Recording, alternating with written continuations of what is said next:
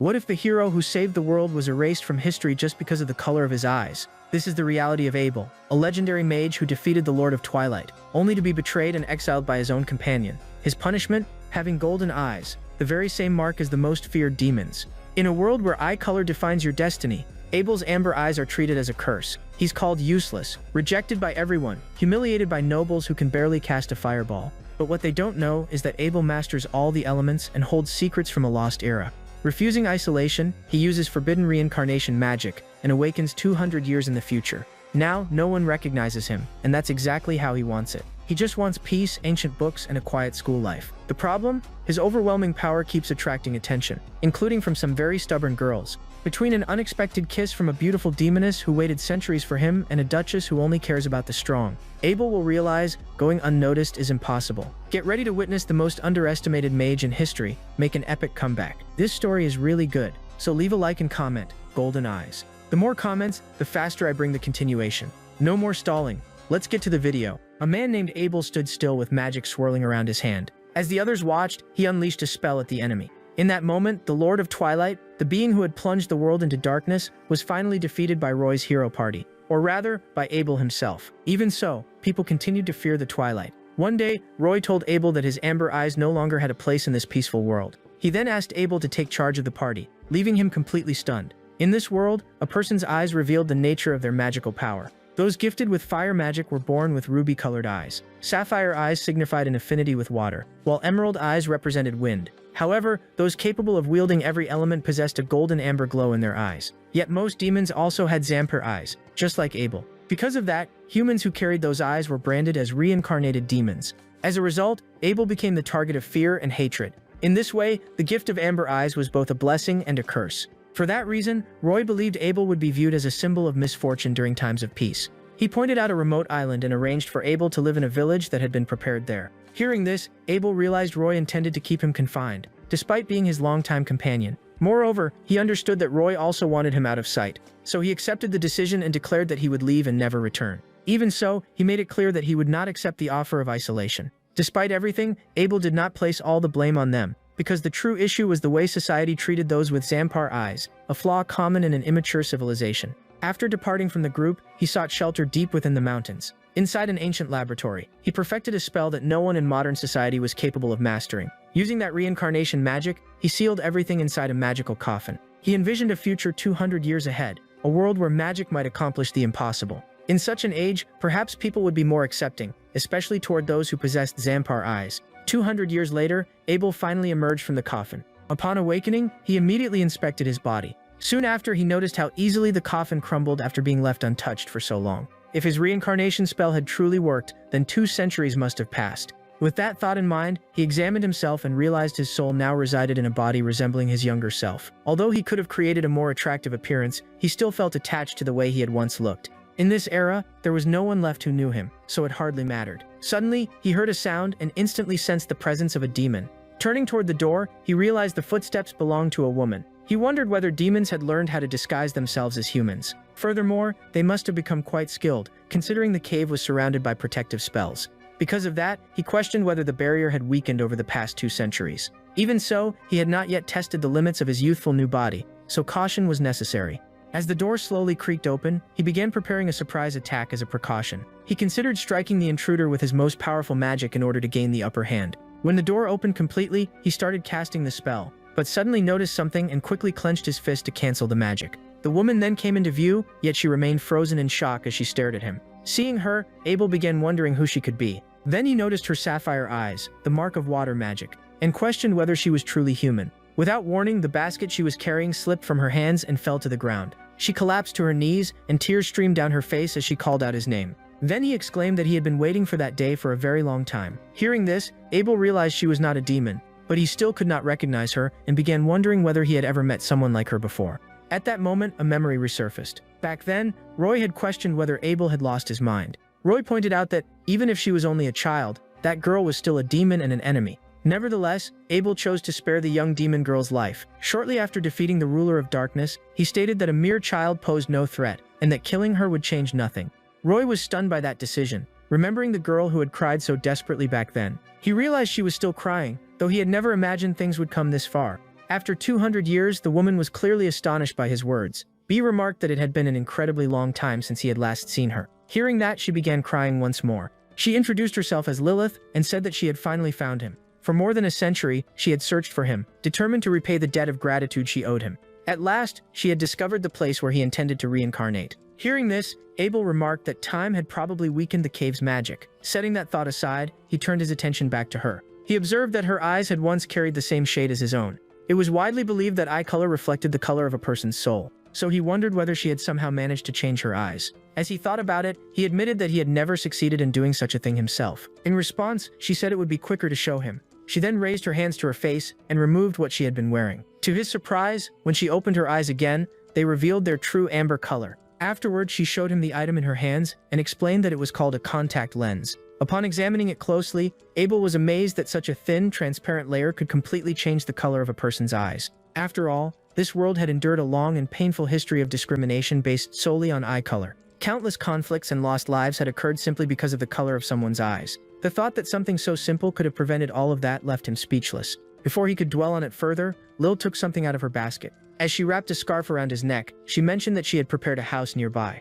Abel was puzzled by the scarf, so she explained that it was meant to keep him warm because it was cold outside. When they stepped out of the cave, Abel was stunned by the scenery. He saw snow covering the land as far as the eye could see, along with a small village at the foot of the mountain. As they made their way down, he realized just how long Lilith had waited for his return, even though she never expressed it directly. Not long afterward, they arrived at a spacious home furnished with everything one could need. Inside, Abel saw an electric lamp for the first time, along with a private library. Noticing his reaction, Lilith explained that she knew how much he loved reading, so she believed books would be the best way for him to learn about the modern world. That prompted Abel to thank her. Later, while reading, he reflected on how books had been the ultimate luxury 200 years ago. Back then, paper had been expensive and every book had to be copied by hand. Now, however, it seemed that a technological revolution had taken place. People had developed a magical stone capable of transforming into various forms of energy depending on how it was used. Thanks to that breakthrough, civilization had advanced at a remarkable pace. After learning this, he also guessed that the lamps were probably powered by those magical stones.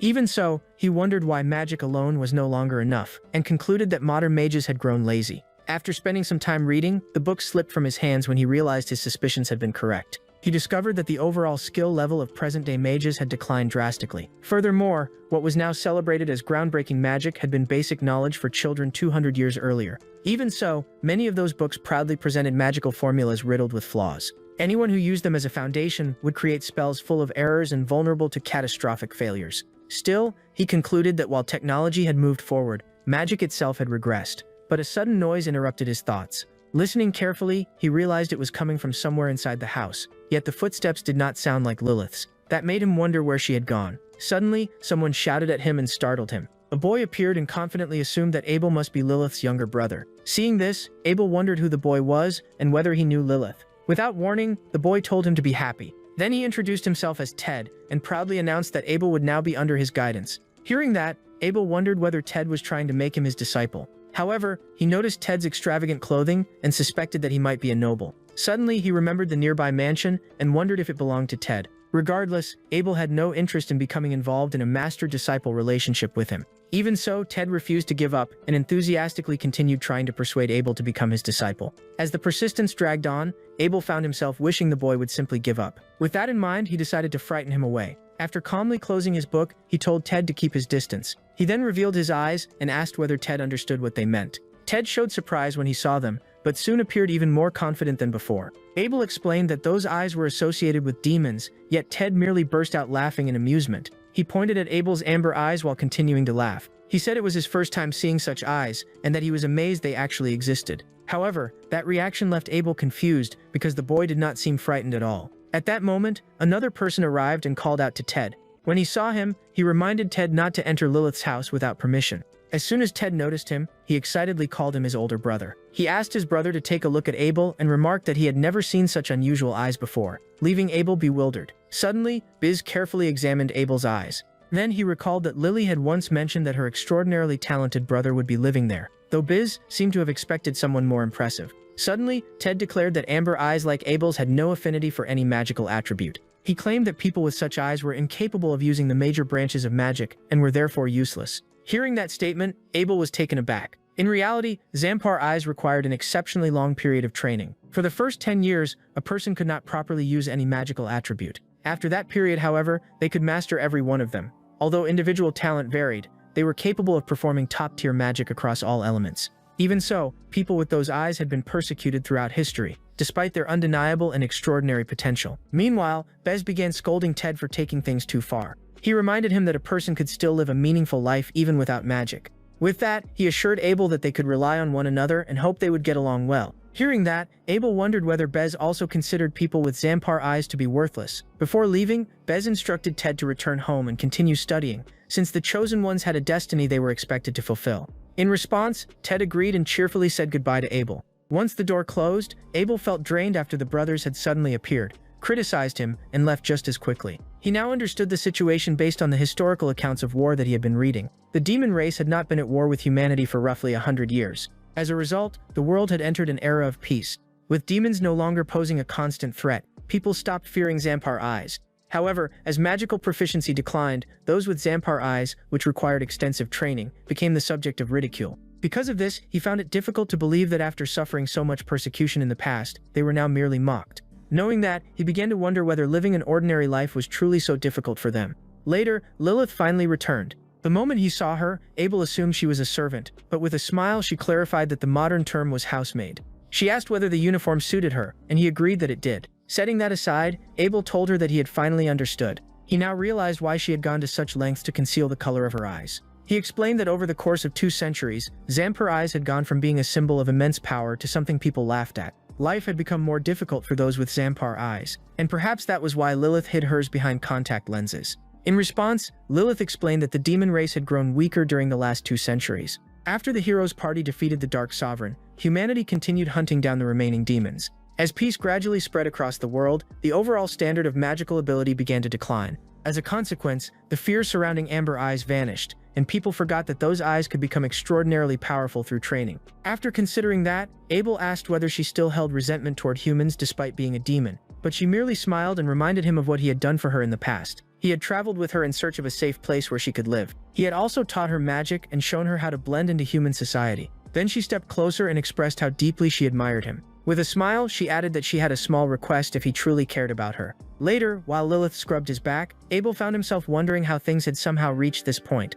Suddenly, she told him that his concern for her made her so happy that she could no longer keep her feelings contained. In response, he asked whether she understood what it meant for them to be sharing a bath together, but she replied that it was amusing to hear such words from someone who looked so young. She then embraced him and added that his words might not carry much authority, but they still made her happy, especially because someone like him acknowledged her as a woman. Seeing that, Abel fell silent. That night, they slept in the same bed. For the first time in 200 years, Abel experienced genuine peace while sleeping. After his reincarnation, Abel gradually settled into a routine. He spent his mornings having breakfast with Lilith and his afternoons in the library studying the modern world. However, every day around noon, someone inevitably barged into the room. That person was Ted, who stubbornly continued calling him Chicken Eyes. Abel assumed the boy simply wanted a friend of the same age to play with, but he had no intention of entertaining him, so he cast an enhancement spell on his leg. Then he leaped out the window, saying he had no time to play children's games. Ted was stunned when he saw it, but soon realized that Abel had landed safely on the roof of a nearby building.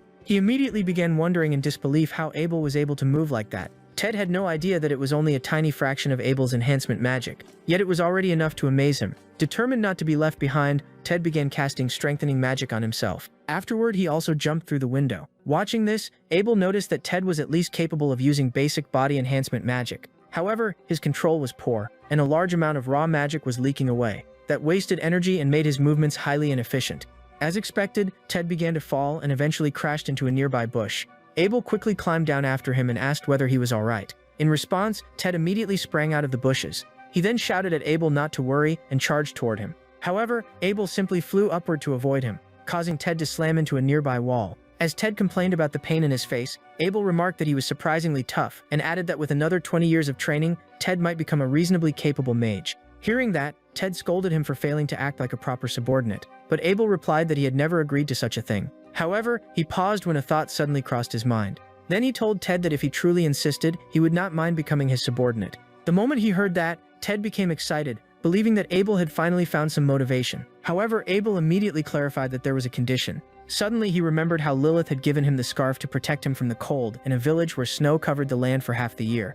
It was a valuable item. Even so, he told Ted that if he could take the scarf before sunset, he would become his subordinate. Ted instantly declared that it would be easy. Without Ted realizing it, Abel had been looking for a way to deal with the constant interruptions to his studies. So he decided to turn the situation into physical training while Ted chased after him. In his view, it would be beneficial for both of them. Before long, Ted was already begging him to slow down. Yet Abel kept jumping higher and farther as he evaluated the average level of magical ability in this era. Meanwhile, Ted was astonished by Abel's movements and genuinely believed he could still keep up with him. He cast enhancement magic on his feet and attempted to leap upward, only to crash straight into a wall. Watching this, Abel became aware of just how vast the gap between their abilities truly was. Ted kept trying to jump and stubbornly continued his attempts to snatch Abel's scarf. As Abel effortlessly avoided him, he found himself genuinely surprised. By now, Ted should have realized how inefficient his physical movements were. Even so, he kept jumping around without using magic and continued chasing him with determination. Seeing him stumble repeatedly, Abel concluded that Ted was no longer handsome and certainly was not the brightest person around.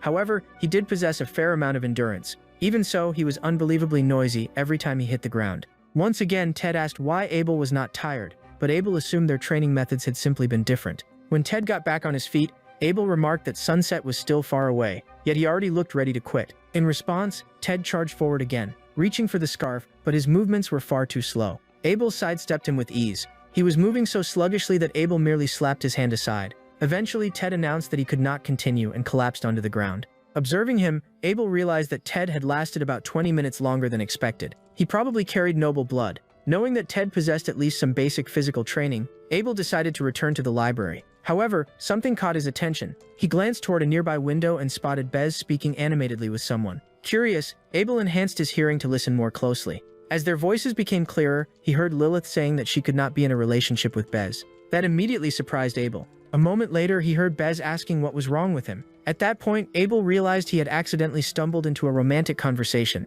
Even so, he knew that Bez was a proud nobleman who would likely take rejection very badly. Suddenly, Lilith replied that it was not because she was dissatisfied with him. Instead, she revealed that her heart already belonged to someone else. Hearing that, Abel froze. Meanwhile, Bez clenched his teeth in frustration and demanded to know whether the person she loved was Abel. Lilith looked directly toward him and cheerfully answered that it was. Bez heard her clearly and was stunned. On the other hand, he quickly became furious when he concluded that she had fallen in love with her own brother. He called her shameless and insisted that she ought to be ashamed of herself. Witnessing that reaction, Abel was completely confused. He could not understand why Bez considered it immoral and felt the judgment was excessively harsh even if they truly were siblings. Besides, he was not actually Lilith's brother, though she had probably allowed him to believe that to make her explanation easier. Meanwhile, Bez continued scolding Lilith for loving her own brother, repeatedly insisting that such feelings were wrong. Watching this unfold, Abel began growing irritated by Bez's remarks. However, since it had merely been an unexpected rejection, he decided to pretend he had not seen anything. From that day onward, Ted continued chasing Abel, and it gradually became part of their daily routine.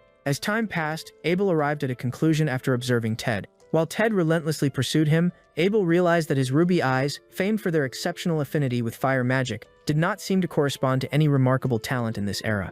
Without natural ability, mastering elemental magic became an extremely difficult challenge. As he landed atop a rooftop, Abel thought that perhaps such magic was simply too complicated for someone as straightforward as Ted. Nevertheless, Ted copied his movement and made a high leap of his own. Seeing him imitate the maneuver, Abel confirmed that Ted did possess some aptitude for physical enhancement. Unlike mental-based magic, that discipline relied much more on instinct than logical thinking. As a result, he concluded that this type of magic might suit Ted better because of his simple and direct personality. At that moment, Ted rushed forward again, closing the distance between them. Abel reflected on how much progress Ted had made over the past several days. Even so, he had not forgotten that Bez was nearby and observing Ted's training alongside him.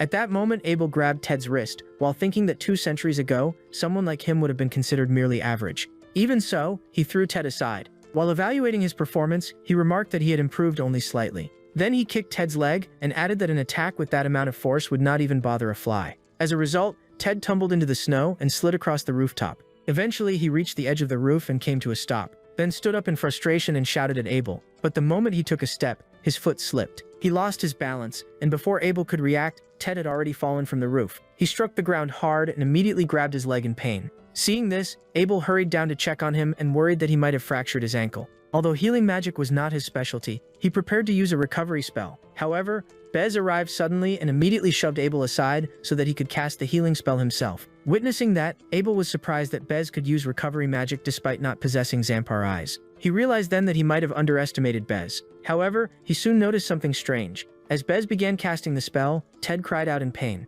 Seeing that, Abel became even more concerned. That was because healing magic functioned much like building something out of blocks. The more advanced the spell, the more precise and detailed the construction needed to be. Normally, the process started with larger blocks and gradually moved to smaller ones to maintain proper balance. B's rushed approach was like placing a massive block on top of a tiny one and simply forcing them together. B's continued casting the spell. As a result, Ted screamed even louder in pain. Watching this, Abel realized that the treatment could cause nerves and tissues to press dangerously against one another. He then told Bez to take Ted to the infirmary instead of continuing, but Bez immediately snapped that he had not asked for Abel's opinion. He then accused Abel of being responsible for Ted's fall as well. He reminded him that Ted was a noble, the second son of the Lengardia family, while Abel was nothing more than a commoner. By contrast, Abel was merely a country bumpkin with inferior eyes. Because of that, he declared that insulting a noble would not be tolerated. Drawing his sword, Bez announced that Abel would answer for this offense, and that justice would show him no mercy. He proclaimed that the matter could only be settled through a duel. Seeing this, Abel was taken aback. Ted was still injured and clearly in pain,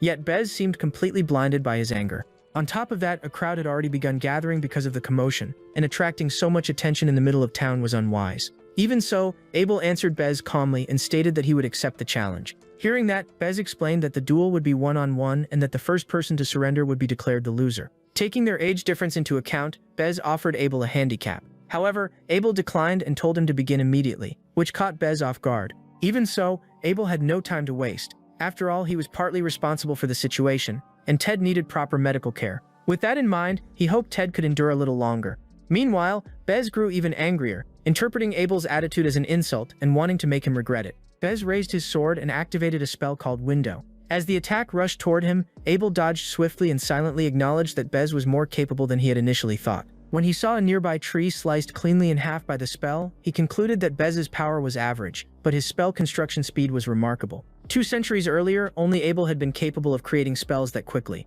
For that reason, seeing Bez accomplish it without appearing particularly exceptional made Abel suspicious. He began wondering whether the sword itself was responsible and whether it concealed some sort of mechanism. At that moment, Bez asked if it was Abel's first time seeing a regalia. Confused, Abel remained silent. Bez then assumed he came from a backward region and explained that a regalia accelerated spell construction. Thanks to it, he could activate magic at overwhelming speed. Having said that, he swung his sword once more and launched another attack. The spell relentlessly pursued Abel, forcing him to dodge continuously. Observing carefully, Abel realized that a magical power source had been embedded within the sword. Even so, in his eyes, it was nothing more than an expensive toy. Suddenly, Bez began unleashing a rapid barrage of attacks to display his strength. Nevertheless, Abel avoided every single one with ease. He found the whole situation ridiculous because he had no time to waste on such nonsense. Growing irritated, he decided to stop one of the attacks with his bare hand. Witnessing that, Bez was completely stunned. Meanwhile, Abel concluded that regalias had accelerated the decline of modern magical skill.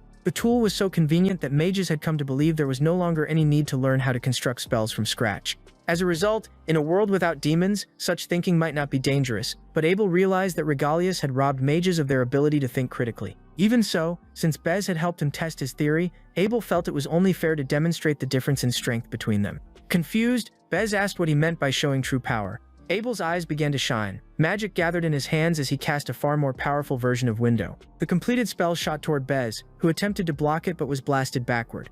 Even so, it was obvious that Abel had merely added flashy effects to emphasize the difference in skill between them, and had been holding back the entire time. On the other hand, Bez could not accept the fact that he had been defeated by a commoner with inferior eyes. Before he could finish speaking, however, someone suddenly appeared. Lilith kicked him squarely in the face with enough force to slam him into the ground. She then calmly stated that she might have overlooked it if only she had been insulted, but she would never forgive anyone who insulted Abel. Turning toward Bez, she asked whether he truly valued his own life. Seeing this, Bez could hardly believe what he was hearing from Lilith. Meanwhile, Abel was clearly worried about her. Later that night, the doctor informed Ted that a complete recovery would take approximately 6 months. He acknowledged that Ted wanted to get back to playing as soon as possible, but advised him to be patient. After the door closed, Ted began wondering whether it would really take that long to heal. Without his knowledge, Abel was standing outside the window. After thinking it over for a moment, Abel cast a teleportation spell and entered Ted's room. Once inside, he recalled that he had originally decided to leave the treatment to the town's doctors. That was because he wanted to evaluate their medical abilities.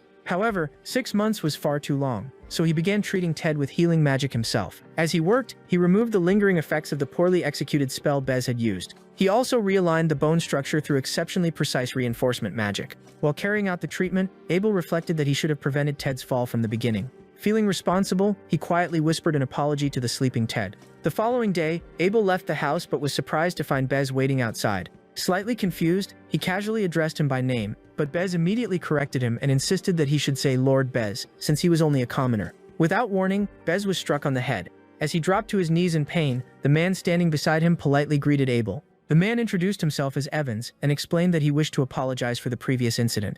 Abel was puzzled by such excessive formality. To his surprise, Evans dropped to one knee before him and apologized for his son's behavior. Confused, Bez asked his father why he was bowing to a commoner with inferior eyes. He also pointed out that Abel was merely the brother of a maid they had hired. In response, Evans smacked him on the head once again. He then explained that the misunderstanding was his own fault because he had never told Bez the truth. Next, he revealed that they were not employing Lilith at all. In reality, it was Lilith who had hired them. Hearing that, Bez was left completely speechless. Meanwhile, Abel finally understood what was going on. After all, he had often wondered why a high-ranking demon like Lilith would humble herself before humans. Thinking back on history, he knew that demons had endured countless hardships in order to coexist with humanity and survive. Some demons had even assumed the identities of nobles while quietly using their powers to influence society.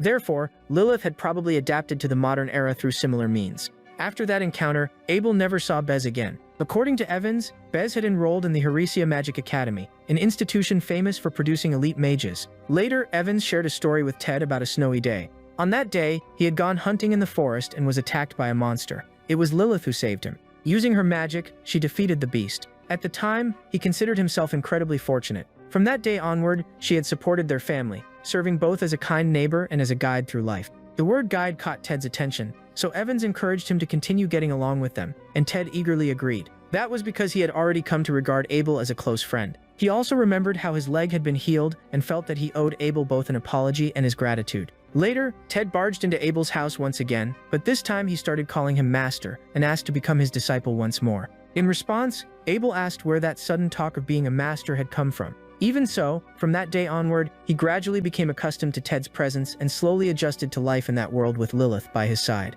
The days passed peacefully. 2 years later, near Abel's house, Ted was practicing a fire spell known as Flaming Sphere and launched it at a target with steady control. Watching him, Abel noticed how much Ted had improved. Pleased with himself, Ted said that his progress would give him an advantage in the entrance examination the following day. He then excitedly asked whether Abel would be taking the Magic Academy exam alongside him. However, Abel turned to Lilith and asked whether taking the Academy exam was really necessary. After all, 2 centuries ago he had been known as a genius unlike any other. With that in mind, he looked at Lilith and questioned why he should attend an academy now. In response, she answered his question with one of her own and asked what he intended to do if he chose not to enroll. Abel replied that he planned to travel the world again as an adventurer. However, Lilith explained that the adventurer profession had been abolished 10 years earlier. In the past, adventurers hunted demons and sold their remains to the guild. But because the demon population had declined so dramatically, the profession had eventually become obsolete. Knowing that he still wished to pursue magic, she explained that doing so would be nearly impossible without graduating from an academy. Hearing that,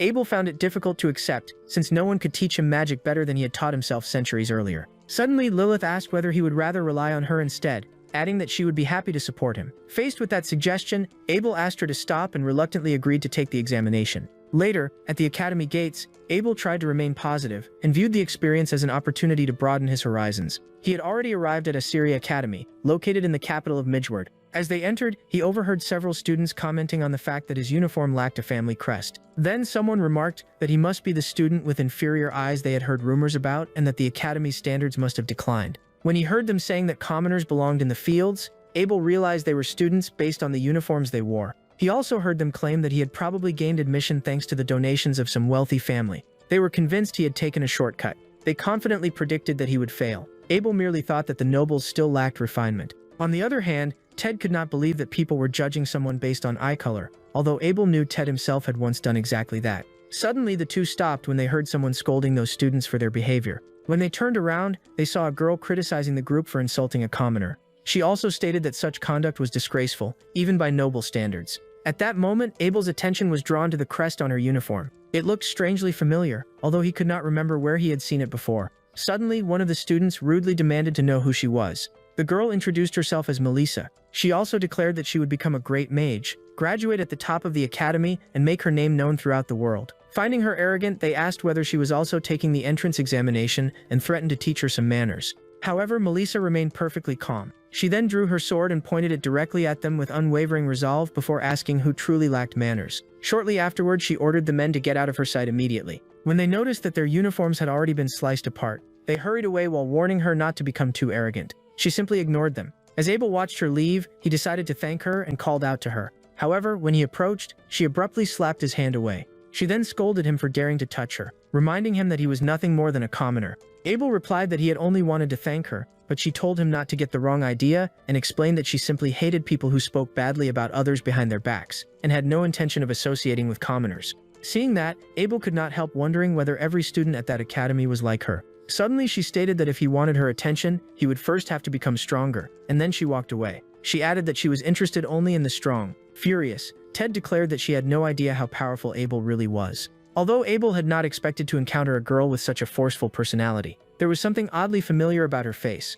Later, the entrance examination began. The test consisted of 2 sections, a written portion and a practical portion, each worth 100 points, for a total of 200. The written exam covered general knowledge, magical language, and magical engineering. As he worked through the questions, Abel realized that the general knowledge section had barely changed in 200 years, and was far too easy to fail. The magical language section was even simpler, to the point that he yawned while answering it. However, the final portion on magical engineering proved far more demanding. When he reached the 12th question concerning God's final theorem, he noticed a dramatic increase in difficulty. He thought that achieving a perfect score might be difficult. Unfortunately for the exam creators, he was the very person who had established God's final theorem. Later in the academy courtyard, the examiner instructed the candidates to use their regalias for the practical test. She then told them to select a regalia that matched the color of their eyes. Seeing this, Ted was visibly excited. While Ted chose his own, Abel reflected on the instruction to pick one that corresponded to eye color. However, since there was no regalia designed for Zampar eyes, he selected a red one-handed sword instead.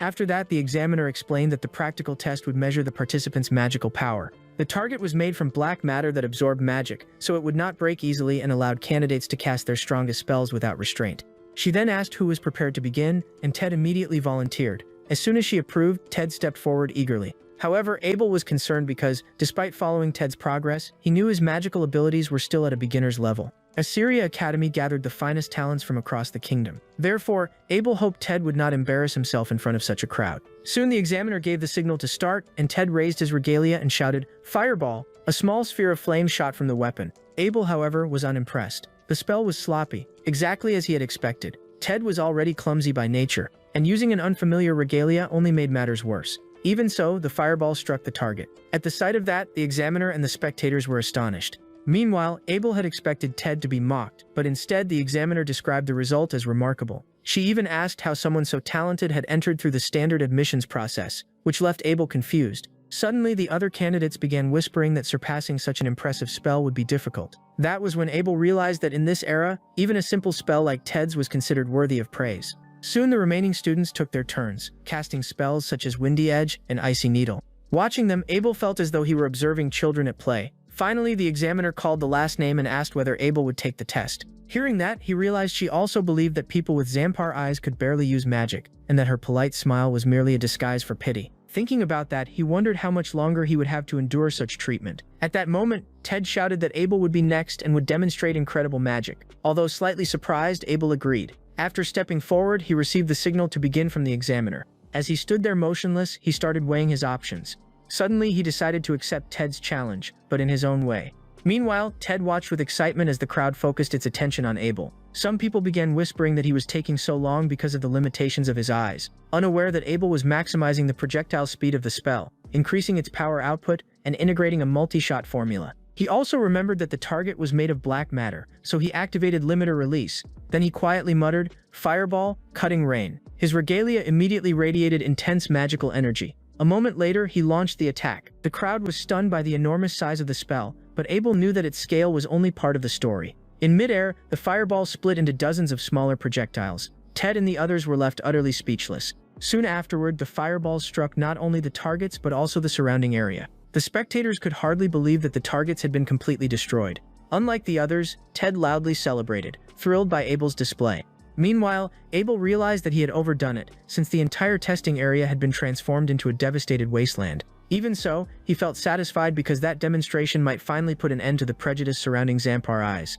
Elsewhere in another section of the examination grounds, Melissa swung her sword while casting a spell called Flame Blade. Her attack struck the target with tremendous force, causing visible cracks to spread across its surface. The examiner and the surrounding candidates were shocked to see black matter damaged in such a way. Even so, Melissa did not seem impressed. She questioned whether the Academy's facilities were truly of a high standard, since everyone appeared so easily amazed. Suddenly, she noticed another examiner approaching Professor Fidelia. Abel sharpened her hearing and overheard a conversation about a black matter target that had been destroyed by a candidate with Zampar eyes. Hearing that, she was visibly surprised and immediately thought about the Zampar-eyed candidate. She wondered if they were referring to the commoner she had met earlier. A slow smile spread across her face as she realized things were becoming interesting. Meanwhile, Ted strode proudly through the hallway, delighted that he had achieved the same score as Abel. He kept bragging about it, but Abel knew their scores matched only because they had both reached the maximum possible mark. Soon, Ted brought him to the waiting room reserved for candidates with perfect scores. Inside, the other examiners were already seated.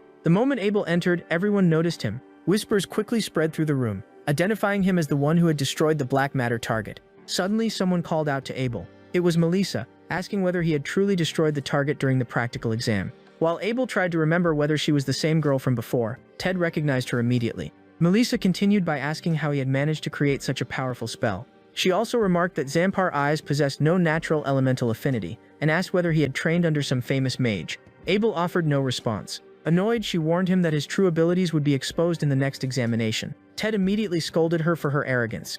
At that moment, Professor Fidelia entered the room and instructed everyone to take their seats. She then explained the details of the final test, which would take the form of a duel. Hearing that, Abel realized this was what Melissa had been referring to earlier. The professor went on to explain that every match would be a one-on-one battle. The loser would be the first person whose Academy-issued protective barrier was shattered. The matchups would be determined according to the practical exam results, pairing students of comparable strength. As expected, the first duel would be Abel versus Melissa. While Ted cheered from the sidelines, Abel calmly accepted the unavoidable match. Melissa wasted no time and ordered him to draw his weapon. Noticing her enthusiasm, Abel concluded that nobles of this era truly enjoyed duels. He stated that he would not be using a weapon because he lacked combat experience with Regalius.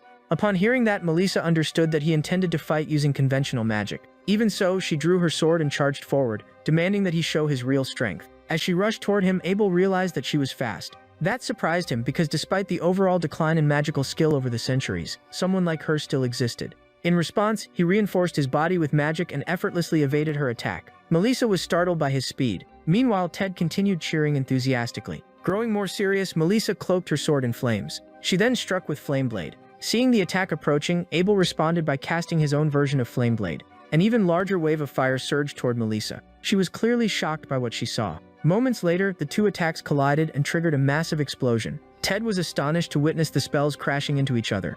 When the dust finally settled, the previously pristine arena had been reduced to ruins. At the center of the destruction, Abel remained standing without moving. He glanced around and realized that Melissa had disappeared. He wondered whether he had overdone it. Suddenly, she emerged from the smoke. The moment he saw her, Abel realized that she had concealed her presence the entire time, while advancing for a surprise attack. He acknowledged that the tactic was clever, but she had simply chosen the wrong opponent. Without hesitation, he gathered magic in his hand and cast Flaming Bullet. When Melissa saw the attack, she noticed that it consisted of 12 fire projectiles. She was also surprised by the spell's speed and finally admitted to herself that he was genuinely powerful. Soon, the fire bullets struck simultaneously, covering the arena in a dense cloud of smoke. Watching from the sidelines, Ted commented on the enormous gap between their levels. However, Abel remained completely unfazed. What surprised him most was that Melissa still appeared ready to continue fighting despite taking such a powerful attack. Suddenly, Professor Fidelia announced that the protective barrier had been broken, meaning the duel was over. However, Melissa refused to accept the result. She said that the examination results could already be decided, but she still wanted to continue. Seeing that, Abel thought she was an incredibly stubborn person who was not even fighting for the sake of the exam anymore.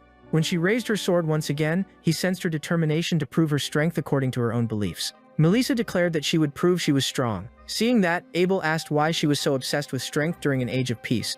Unlike 200 years ago, people no longer needed power simply to survive. Melissa immediately disagreed, arguing that the peace they enjoyed was nothing more than an illusion. Furthermore, she believed that an entire century without conflict was simply too good to be true. For that reason, she argued that treaties could never guarantee lasting peace, and that the reincarnation of the Demon King's soul remained a threat. She also pointed out that the neighboring nation of Kedia had been quietly strengthening its military, and that monsters might still be lurking elsewhere. Because of that, she refused to grow complacent in what she considered a false peace and was determined to become stronger. Throwing her sword aside, she shouted that she would also rebuild the house that had raised her. In response, Abel turned to look at her. Melissa then began channeling her flame-based physical enhancement magic and wrapped herself in fire.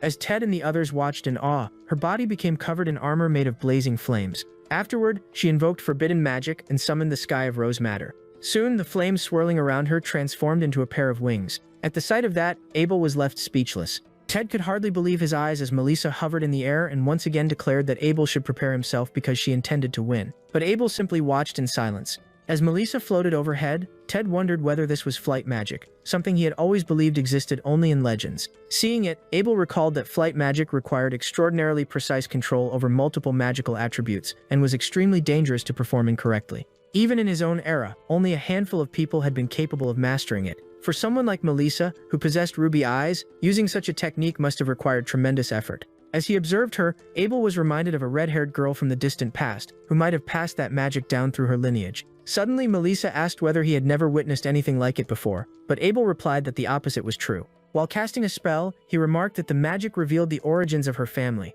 He also admitted that he had not expected a unique spell from 2 centuries ago to survive almost completely unchanged. Looking at her, he concluded that her stubborn ancestors had preserved a technique that consumed life force in exchange for its activation. The moment he finished his analysis, he unleashed his counterspell. The spell struck Melissa directly, and although she attempted to evade it, the attack moved too quickly. After neutralizing her magic through careful analysis and the proper response, it became obvious how great an advantage prior knowledge of a technique could be. As a result, Melissa's wings vanished. A few moments later, she began falling. Abel immediately leaped upward and caught her before she could hit the ground. While holding her, he remarked that she was a descendant of Maria, the heroine of fire. Melissa looked bewildered once they landed. He told her that she was impressive, just like Maria had been, and encouraged her to continue improving. Shortly afterward, Professor Fidelia announced that Abel was the winner. At that, Ted celebrated enthusiastically along with the rest of the crowd. When Abel left the arena, people began praising him from all sides. Meanwhile, Melissa sat on the ground in disbelief, and as she lay there, she could not stop herself from crying while wondering what exactly made Abel so different from everyone else. Later, several professors at the academy gathered to discuss the candidates. They praised Ted, Melissa, and Abel, describing all 3 as prodigies capable of raising the academy's standards. However, one professor stopped what he was doing when he heard that. The professor, named Emergio, disagreed and stated that calling all 3 geniuses was absurd and misleading. In his opinion, there was only one true genius among them, and that was Abel. Another professor replied that Abel's magic was exceptional, but Melissa possessed comparable strength. Hearing that, Emergio remained unimpressed and thought the other professors needed to relearn the fundamentals. He explained that Abel's brilliance extended far beyond magic alone. That was because Abel had also solved God's final theorem, leaving everyone stunned. Ordinarily, the problem was so difficult that magical scholars still struggled to fully understand it. Yet Abel had not only solved it but improved upon it as well, an accomplishment worthy of national recognition. The other professors were completely shocked by this revelation. At that moment, the academy director arrived and commented on the commotion coming from the faculty room. Emergio then praised the talent of the Zamparide candidate, something the director readily accepted since the statement came from Emergio himself. He then declared that Abel could one day become the greatest mage in the nation. However, the moment he mentioned Abel's name, the director reacted with shock. As a result, his dentures fell straight to the floor. Seeing that, one of the professors hurried over to assist him. While picking up the dentures, the director asked Emergio to repeat the student's name. Emergio confirmed once again that the student's name was Abel. He also mentioned that Abel had earned perfect scores and proclaimed him the academy's greatest genius. After hearing that, the director finally confirmed that the name truly was Abel. Later that night, inside the academy, he still could not stop thinking about that name. So he made his way to a secret chamber guarded by a knight statue. Using magic, he cast a spell on the statue's sword. In response, a hidden door behind it slowly opened. Beyond it stood another door, which he quickly passed through. As soon as he entered, the door closed behind him. He then approached a nearby cabinet and opened it, remembering that he had stored something important there. Soon, a sealed letter appeared before him. He untied the cord and opened it immediately. Inside was a message intended for Roy's descendants. The letter contained a truth meant only for that bloodline. It explained that Roy, along with the fire, wind, water, and ash sorcerers, had become known as the 4 sages who defeated the demon lord. However, that story was a lie, because none of them had actually managed to wound him. The one who had truly defeated him was not part of that group but rather a Zamparide mage named Abel. The letter stated that this truth would likely be lost to history. Even so, the director had heard the tale countless times from his late grandfather. The story spoke of a forgotten 5th figure among the so-called 4 great heroes. That man possessed Zampar eyes, just like the demons. Despite his immense power, he suffered persecution and was erased from the historical record. Even so, the director found it difficult to believe that anyone could survive for 200 years. On the other hand, dismissing the matter as a simple coincidence also seemed unwise. For that reason, he decided to personally evaluate Abel's abilities. The following day, Abel was calmly enjoying a drink at a cafe in the capital. Suddenly, Ted burst through the door, excitedly announcing that the results had finally been released. He proudly showed Abel that he had passed. Then he offered Abel his own results and asked whether he wanted to see them. But Abel replied that there was no need, since he already knew he had passed. Ted looked confused and pointed out that the envelope had already been opened and that he had looked inside before Abel. Embarrassed, Ted admitted that he had peeked at Abel's torn-open results letter, and Abel replied that Ted would never hear from him again. Changing the subject, Abel closed his book and asked about the person standing behind Ted. At that, Elisa awkwardly tried to hide, though her head remained completely visible. She then stepped forward and pretended she had only just recognized them from the previous day. Claiming the encounter was pure coincidence, she was immediately exposed by Ted, who asked whether she had come there for tea. Elisa answered that she simply liked the cafe's cupcakes. Abel could tell it was a weak excuse and realized she had followed Ted there. So he bluntly asked her to stop pretending and explain the real reason. Elisa hesitated before saying it was not for any particular reason.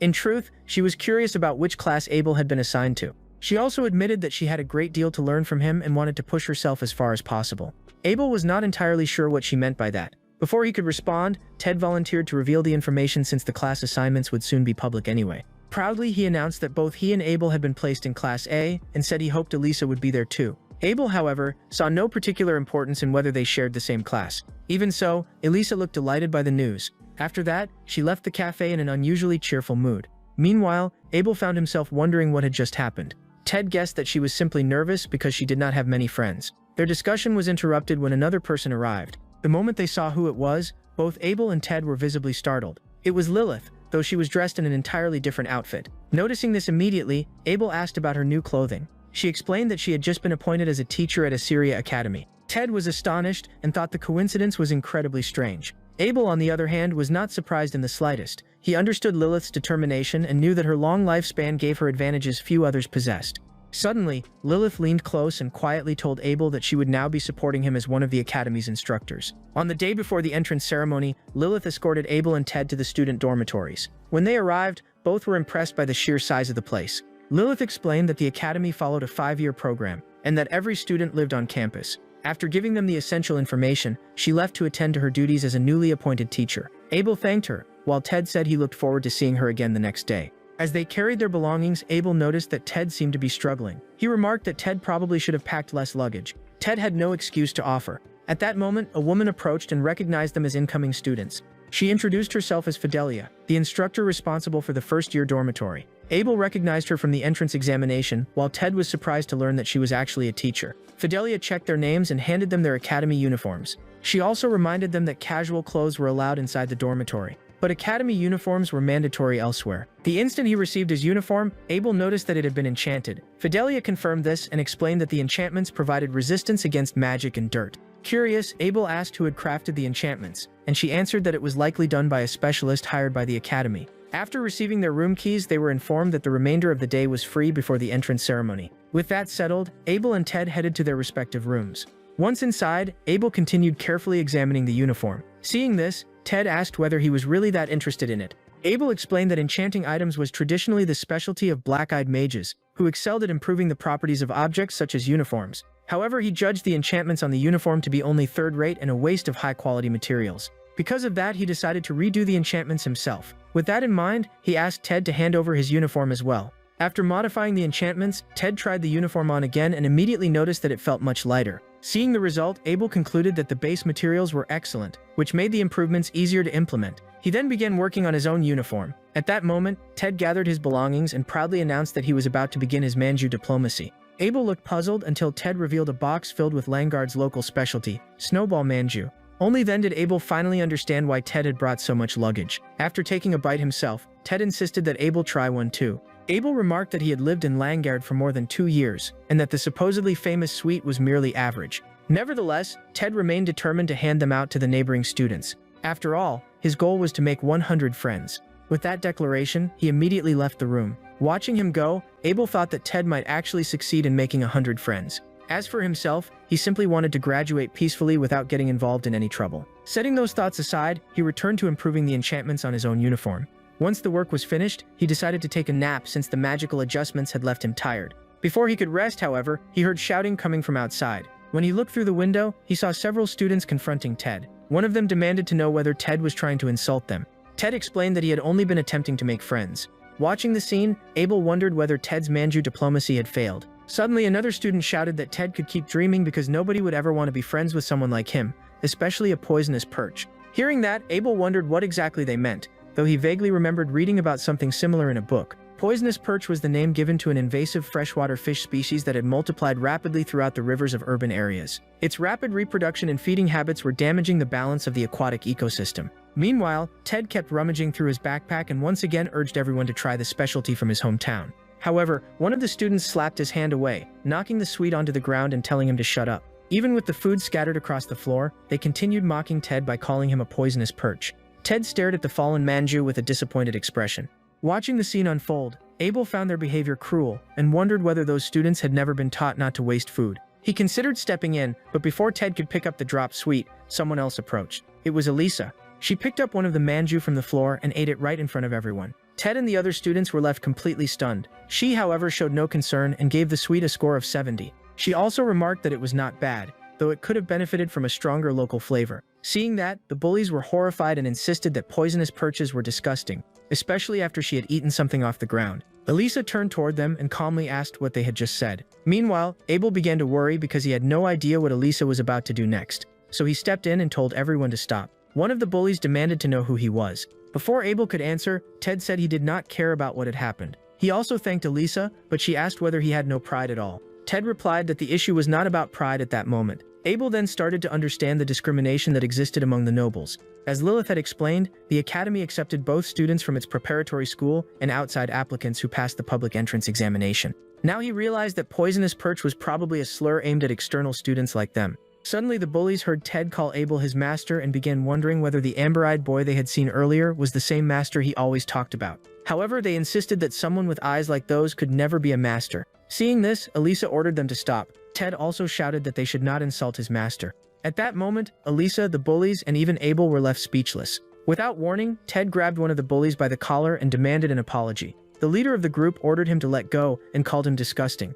At that moment, Ted remembered how he had once mocked Abel's eyes in the past. He had even called them chick eyes. Recalling that memory filled him with frustration toward himself. Even so, he stood his ground and continued calling Abel his master. Confused, Abel waited to hear what Ted would say next. Meanwhile, the leader of the bullies kept ordering Ted to release him. Another student tried pulling Ted back, but he would not budge. That was when Abel and Elisa noticed something unusual. Suddenly, the section of Ted's uniform being grabbed began to glow. An instant later, a burst of magical force erupted, startling Elisa. The leader of the bullies and his companions were thrown to the ground, dazed and confused. The leader demanded to know what had just happened, but Ted seemed equally clueless.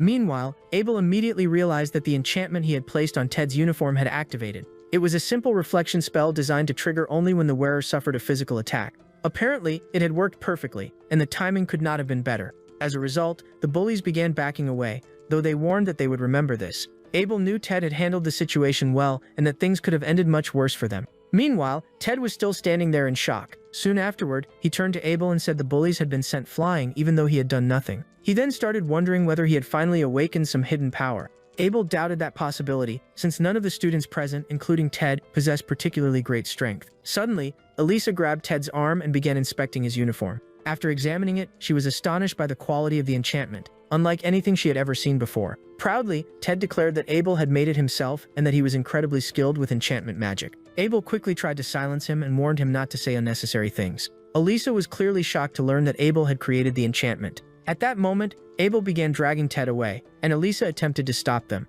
Even then, she still doubted that Abel had truly crafted the enchantment, because the magic woven into the uniform was extraordinarily sophisticated. As they walked away, Ted asked whether Abel was shy, but Abel simply told him to be quiet. Elisa remained behind, struggling with mixed emotions. A moment later, she remembered that she had originally come to invite them on a tour of the dormitory, but she had completely forgotten to mention it. The following day, inside the academy, Abel and Ted could be seen running down a corridor. As they hurried along, Abel remarked that they were already late for the entrance ceremony. Ted apologized, explaining that he had slept poorly because of the unfamiliar pillows.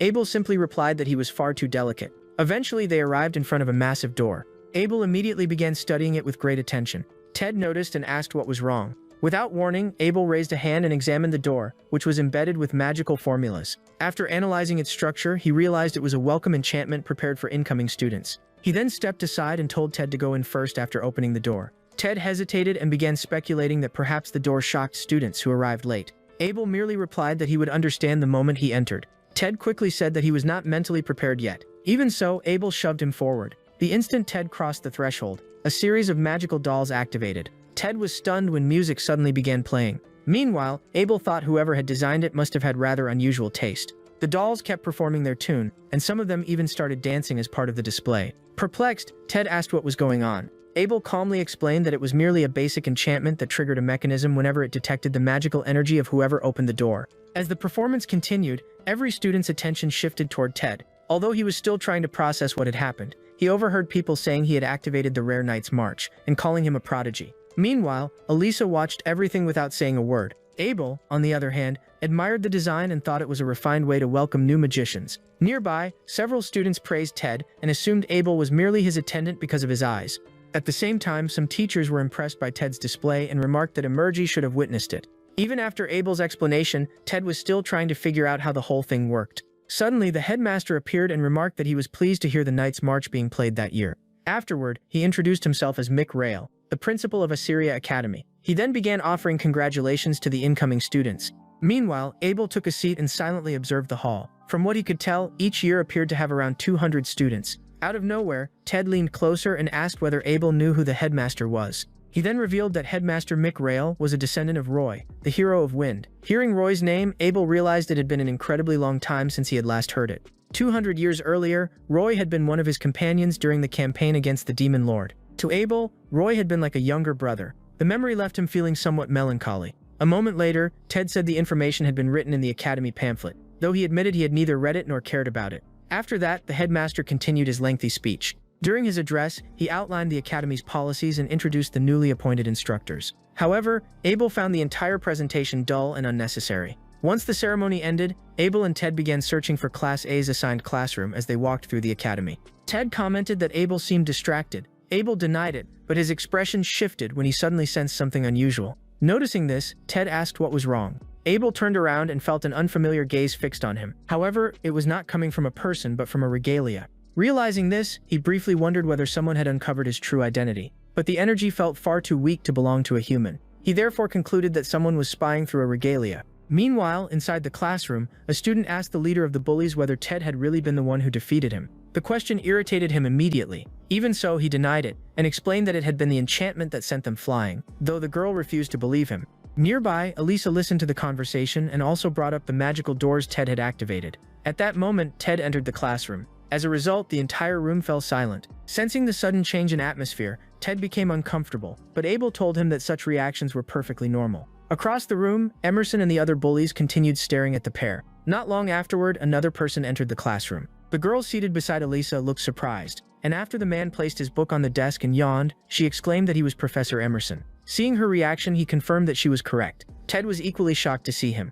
Abel asked whether Emerson was famous, and Ted immediately nodded. Ted explained that Emerson was an executive candidate of Kronos, and the strongest mage of the modern era. Hearing that, Abel remembered that Emerson's name appeared frequently in contemporary books on magical engineering. After observing him more carefully, he admitted that Emerson did indeed seem competent by the standards of this age. Suddenly, Ted mentioned that Emerson had been the creator of the magical engineering section of the entrance examination. That explained why the test had been so difficult. After a while, Emerson skipped attendance entirely and introduced himself as the homeroom teacher. Abel noticed that Emerson's hair was messy and his shirt was untucked, giving him a rather careless appearance. Even so, Abel thought that exceptionally talented mages often had eccentric habits. Suddenly, a student asked whether it was true that Emerson was usually too absorbed in research to bother teaching. Emerson admitted that he focused far more on research and only maintained his teaching position because it helped secure government funding. Hearing that, the girl asked why he had agreed to become their homeroom teacher. In response, he revealed that there was something in that class he wanted to investigate personally. As he spoke, his eyes settled directly on Abel.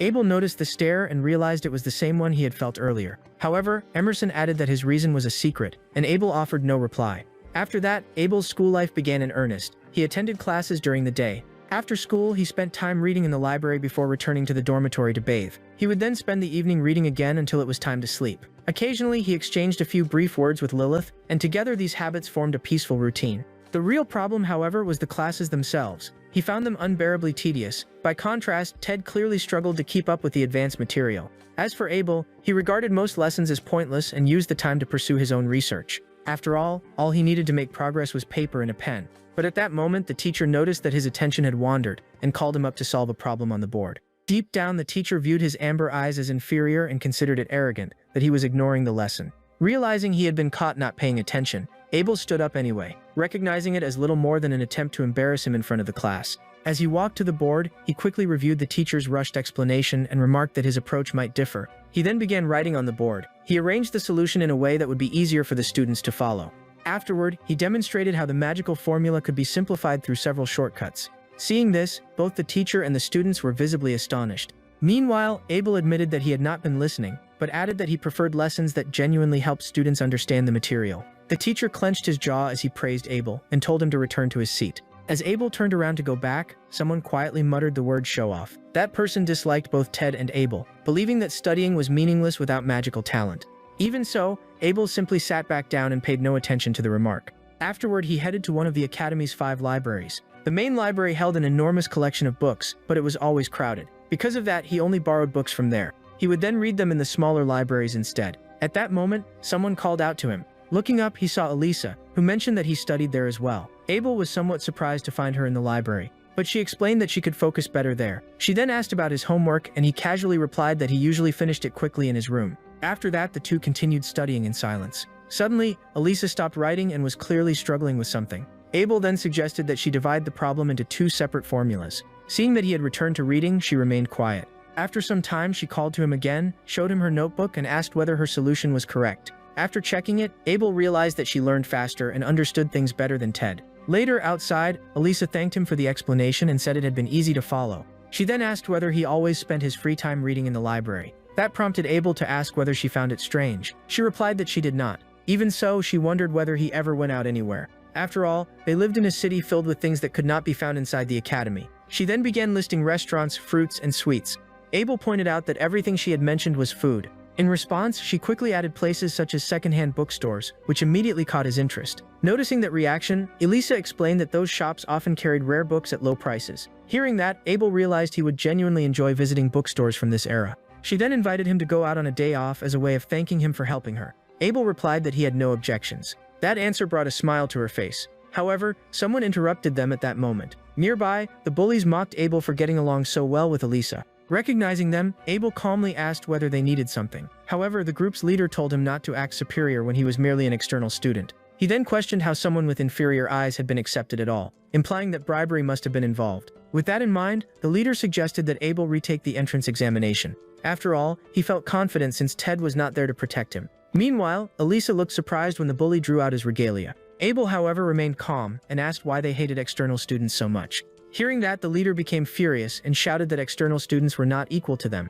even if they had passed the same exam. According to him, internal students had spent years studying, while outsiders simply appeared and behaved as though they belonged there. The thought made him furious. However, Abel realized that their anger was rooted in pride. So he agreed to the challenge, but first dropped his bag to the ground and walked past them, mocking the poor equipment they used in battle. Seeing this, the leader was shocked to discover that his regalia had vanished, along with everyone else's. Elisa was equally surprised and asked when Abel had taken them. Abel inspected the regalias and asked whether they ever bothered maintaining them. He also remarked that the materials had deteriorated badly, creating magical distortions. Afterward, he handed the regalias back and advised them to take better care of their equipment if they wanted to become mages. Once the leader retrieved his regalia, Abel asked Elisa to pick up his bag so they could leave. Meanwhile, the leader stood there trembling with frustration. He gripped his regalia tightly and shouted that Abel should not get so full of himself. He then declared that he would humiliate him. He also warned Abel to pay close attention during the following day's class. Seeing that reaction, Abel remained silent, wondering whether they were still planning something. The next day, Ted was overflowing with excitement because it was finally the day of physical training. Watching him, Abel thought Ted was being a bit excessive, though he understood the enthusiasm. After all, physical training classes were held only once each week. Suddenly, someone arrived and announced that everyone had gathered. He introduced himself as Cantor, the physical education instructor, and remarked that students from the preparatory division might already know him. After that, he announced that they would be playing Huns, which excited most of the class. Ted, however, had no idea what that meant. Cantor then began explaining the rules of the Hunter game, but the leader of the bullies interrupted, saying they already knew how it worked. In response, Cantor replied that they did not fully understand the game. He then explained that the class would be adjusted so that even students unfamiliar with it, or those unable to participate normally, could still understand the rules. Hearing that, the leader commented that external students always required extra effort. Both Ted and Elisa looked surprised by the remark. Even so, Elisa remained unconcerned and declared that external students like them would defeat the others. But Ted asked her to simply enjoy the class. While Abel knew that dealing with defeat later would be much harder for him, Cantor announced that he would divide the students into teams by calling out names. As the others quickly formed groups, Abel waited patiently. Eventually, his team was assigned. Meanwhile, Ted was delighted to find himself on the same team as Abel. However, Elisa called Ted and Abel careless, which left him confused. After she confirmed that he truly had not noticed, Abel realized that Team D consisted entirely of external students. It seemed they had been singled out, which finally made Ted understand. Suddenly, one girl admitted that she was bad at sports, while the boy with glasses said he preferred intellectual activities. The other two claimed they were decent enough, though Abel had his doubts. Even so, Elisa assured them she would support the team, but the girl remarked that the internal students seemed to look down on them. In response, Elisa stated that nobody would be able to cheat, so they would compete fairly and prove everyone wrong. While the group tried to stay positive, Abel suspected their opponents might not play honestly. Suddenly, the leader of the bullies whispered for him to enjoy the game. He also promised to make up for what had happened the previous day. Hearing that, Abel noticed Cantor smiling nearby as well. That made him suspect that even the teacher was involved. After some time, Cantor announced the match between Team B and Team D. He explained that in Hunter, Team B would act as the shooters, consisting of 3 players, the bullies themselves. Meanwhile, Team D would play the role of the rabbits. Each side would have 5 minutes to attack during its turn. The shooters would use a glove-shaped regalia capable of firing projectiles at the rabbits.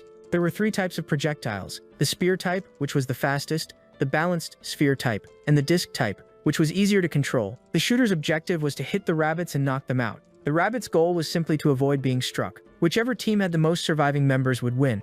After hearing the rules, Ted realized it was similar to Kimata, except the players were divided into attackers and defenders. Meanwhile, Abel watched Ted dodge a shot fired from behind and was not surprised by his agility. He also suspected that Ted had reacted to the air vibrations caused by the projectile. Shortly afterward, the boy with glasses was hit. Seeing that, Abel realized he was out of the game. As he continued dodging, Abel reflected that attributeless magic might be weaker and non-lethal, but it was still magic nonetheless.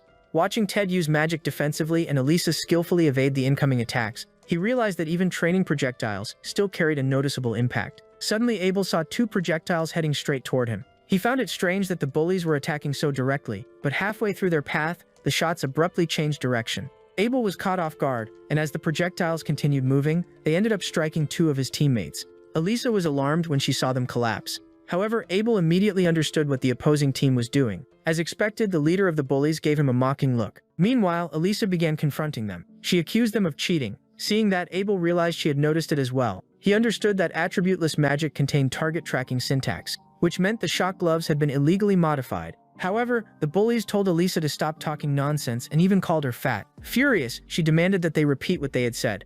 Abel urged her not to lose her composure while they continued avoiding the attacks. He explained that distracting opponents with words was a basic battlefield tactic. Furthermore, projectiles were still coming from the sides, so she needed to stay focused. Hearing that, she shyly thanked him just as the attacks resumed. Abel then began noticing a few interesting members on his team. One of the girls warned Elisa to look behind her, allowing her to dodge in time. At the same moment, Elisa thanked the girl named Yukarok. Yukarok replied that Elisa had done well too. Looking at her, Abel remarked that Yukarok had seemed timid at first, but was now making a genuine effort. She also warned Ted about incoming attacks, demonstrating composure and excellent awareness of the battlefield. Even though her physical abilities were lacking, Abel thought that if she gained more confidence, she could become an excellent mage. However, Abel soon noticed something else. He saw the bullies begin concentrating all of their shots on Yukarok. As a result, she was struck in the back and immediately fell. Ted and Elisa became worried. Meanwhile, Abel realized that the bullies had deliberately targeted the team's observer as part of their strategy. With that, the leader called Yukarok a burden and pointed at her again, saying that slow players should leave the field.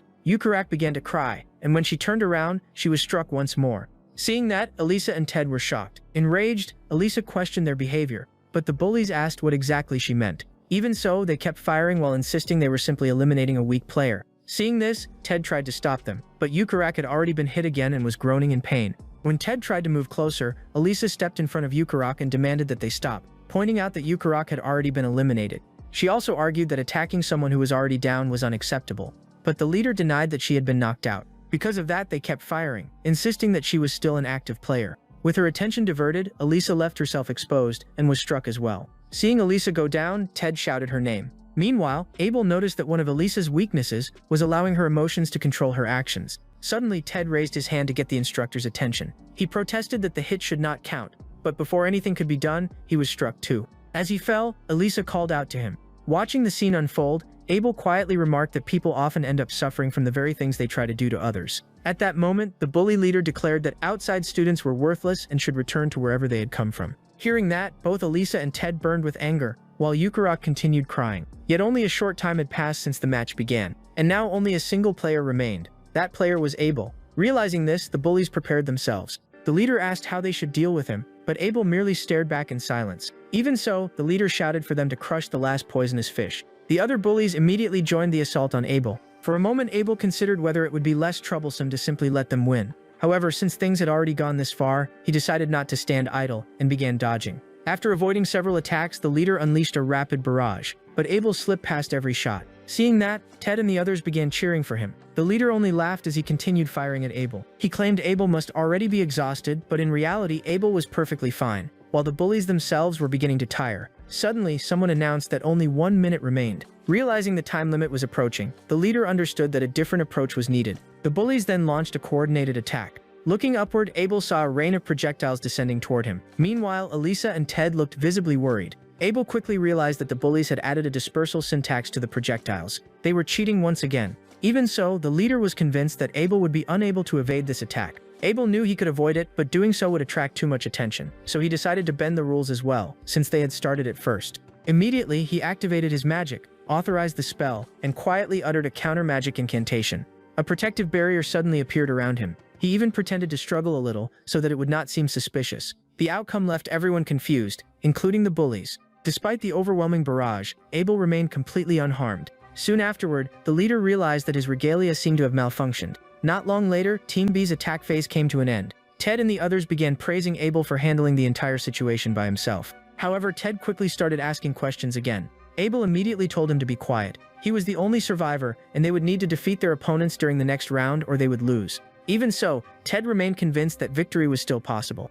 Just as Abel had endured, Elisa was eager to finally demonstrate what she could really do. Hearing that, Abel thought it would be ideal if the two of them could defeat the opposing team themselves. The bullies, however, mocked their enthusiasm and promised to crush them. After hearing those threats, Abel suspected they had another scheme prepared. Soon, Cantor announced the start of the next round. The bully leader instantly shouted for everyone to take formation. In response, his team arranged themselves into a defensive formation. Seeing this, Ted snorted and remarked that they had only made themselves easier targets. Agreeing with him, Elisa confidently declared that she would wipe them all out at once. As attacks began approaching, one bully warned of a spear-type projectile coming from the northwest. Another reported a disc-type attack approaching from the southeast. Watching everyone dodge successfully, Abel finally understood their strategy. They were using every team member to monitor a different direction. By constantly sharing information, they eliminated blind spots. It was a genuine tactical formation, but Ted kept insisting that Abel help them reach the opposing side. Meanwhile, even Elisa was struggling despite possessing stronger magic. Seeing this, Abel admitted that the enemy's teamwork was impressive. Suddenly, their leader mocked them, saying they could not even execute a basic pincer attack. At that point, Abel called Ted over and asked him to come closer, leaving Ted confused. Abel explained that Elisa was beginning to run out of stamina and that Ted would be the key piece of the plan. Afterward, the two quickly discussed their strategy in whispers. Then they turned their attention back to the opposing team. A determined look soon appeared in Ted's eyes. He raised his hand and began casting holy spears. Meanwhile, the opposing team watched in puzzled silence. Even so, Ted remained motionless, continuing his lengthy chant. Abel began finding the unusually long casting time rather strange. Ignoring that concern, he started channeling his own magic as well. As Ted continued reciting the spell, magical energy gathered and twisted around his hand. With a final shout, he released power drawn from the abhorrent void. At the same moment, Abel quietly spoke the word Het, and Ted completed the spell known as Tempest Abel. While their opponents were still stunned, one of them suddenly pointed toward the sky above. Countless spears of light descended all at once and crashed down with overwhelming force. The impact slammed the entire group into the ground. Even then, the bully leader tried to stand, only to be struck directly by another attack. Witnessing everything, the referee stood frozen in shock at the sight of the defeated team.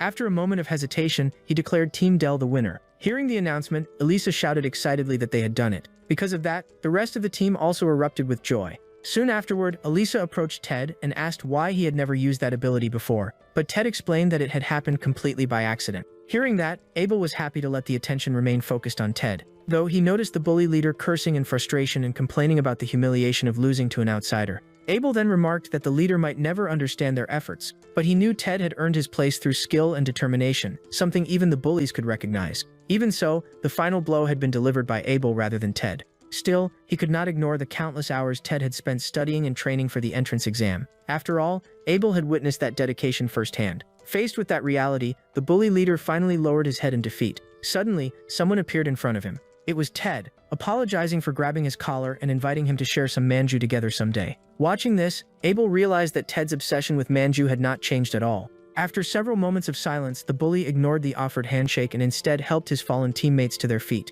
Elisa commented on how cold his reaction was despite Ted's apology. But Ted replied that the boy had not completely rejected his hand, so he considered it progress. Hearing that, Elisa called him hopeless, but Ted remained firmly committed to making 100 friends. Meanwhile, Abel simply smiled as he watched the exchange. Later, inside the academy, the headmaster could be seen walking through the corridors before quickly descending a staircase. He then approached a nearby door and unlocked it with magic. The moment he entered, he immediately noticed that the room was in complete disarray. In response, Emerson apologized for the mess and invited him to take a seat. However, the headmaster's attention was drawn to a monitor, and he remarked that Emerson had been reviewing the footage repeatedly. Emerson explained that the images came from a surveillance aircraft he had personally developed. In the recording, Ted could be seen casting his magic and striking the opposing team. The headmaster's interest immediately deepened, and Emerson realized that he had noticed it as well. He pointed out that a concealed spell was present in the footage, something very few people would be able to detect. Looking more closely at the recording, it was possible to see Abel subtly moving his lips as he recited a spell. Because of this, Emerson swore that he would uncover Abel's true identity. Several days later, Abel finally had the chance to explore the capital's culture alongside Elisa. On his way out, he spotted Lilith at the reception desk and asked whether she was on duty that day. Seeing him, she asked if he was heading to the library again, but he simply handed her a document. When she saw that it was a leave permit, he explained that he was going into the city. Lilith's expression immediately became a little gloomy. She then asked whether he would be going with Elisa, which left him confused.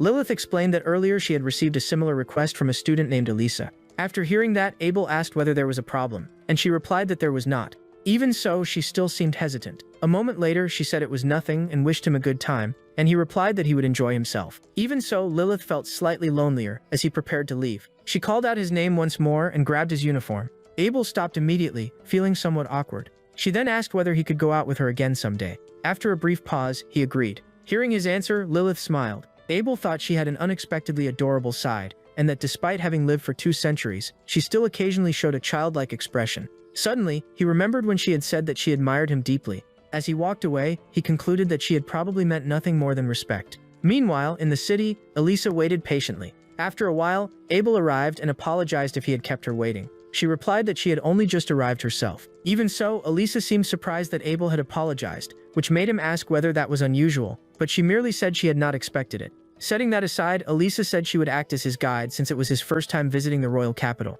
Abel agreed and said he would leave it in her hands. Their first destination was the Memorial Clock Tower, built upon ancient ruins and equipped with an observation deck. Looking around, Abel found the mechanisms fascinating because of how carefully organized they were. Suddenly, Elisa called him over to look through the window. From there, they could see the distant sea, and while examining the view carefully, Abel noticed a ship and asked if it was what he thought it was. Surprised, Elisa asked whether he had never heard of steamships. After she explained, he learned that it was a vessel powered by magic stone fuel and capable of crossing the ocean. Seeing it, he thought the ship must be enormous to remain visible from such a distance, and imagined that observing it up close would reveal even more. Elisa also stared at it with great interest. Suddenly, Abel began smiling as he thought that the day was turning out quite well. Elisa then found herself watching him more closely. Later, after seeing a movie, Abel felt that he had gained a much better understanding of the culture of that era, though countless things in the city still remained unfamiliar to him. As they walked, he asked about a nearby shop because its flashy sign had caught his attention. Elisa struggled to explain it at first, but eventually said that it was a game center. Since Abel still did not understand, she added that it was a place where people spent their free time and money on entertainment and games.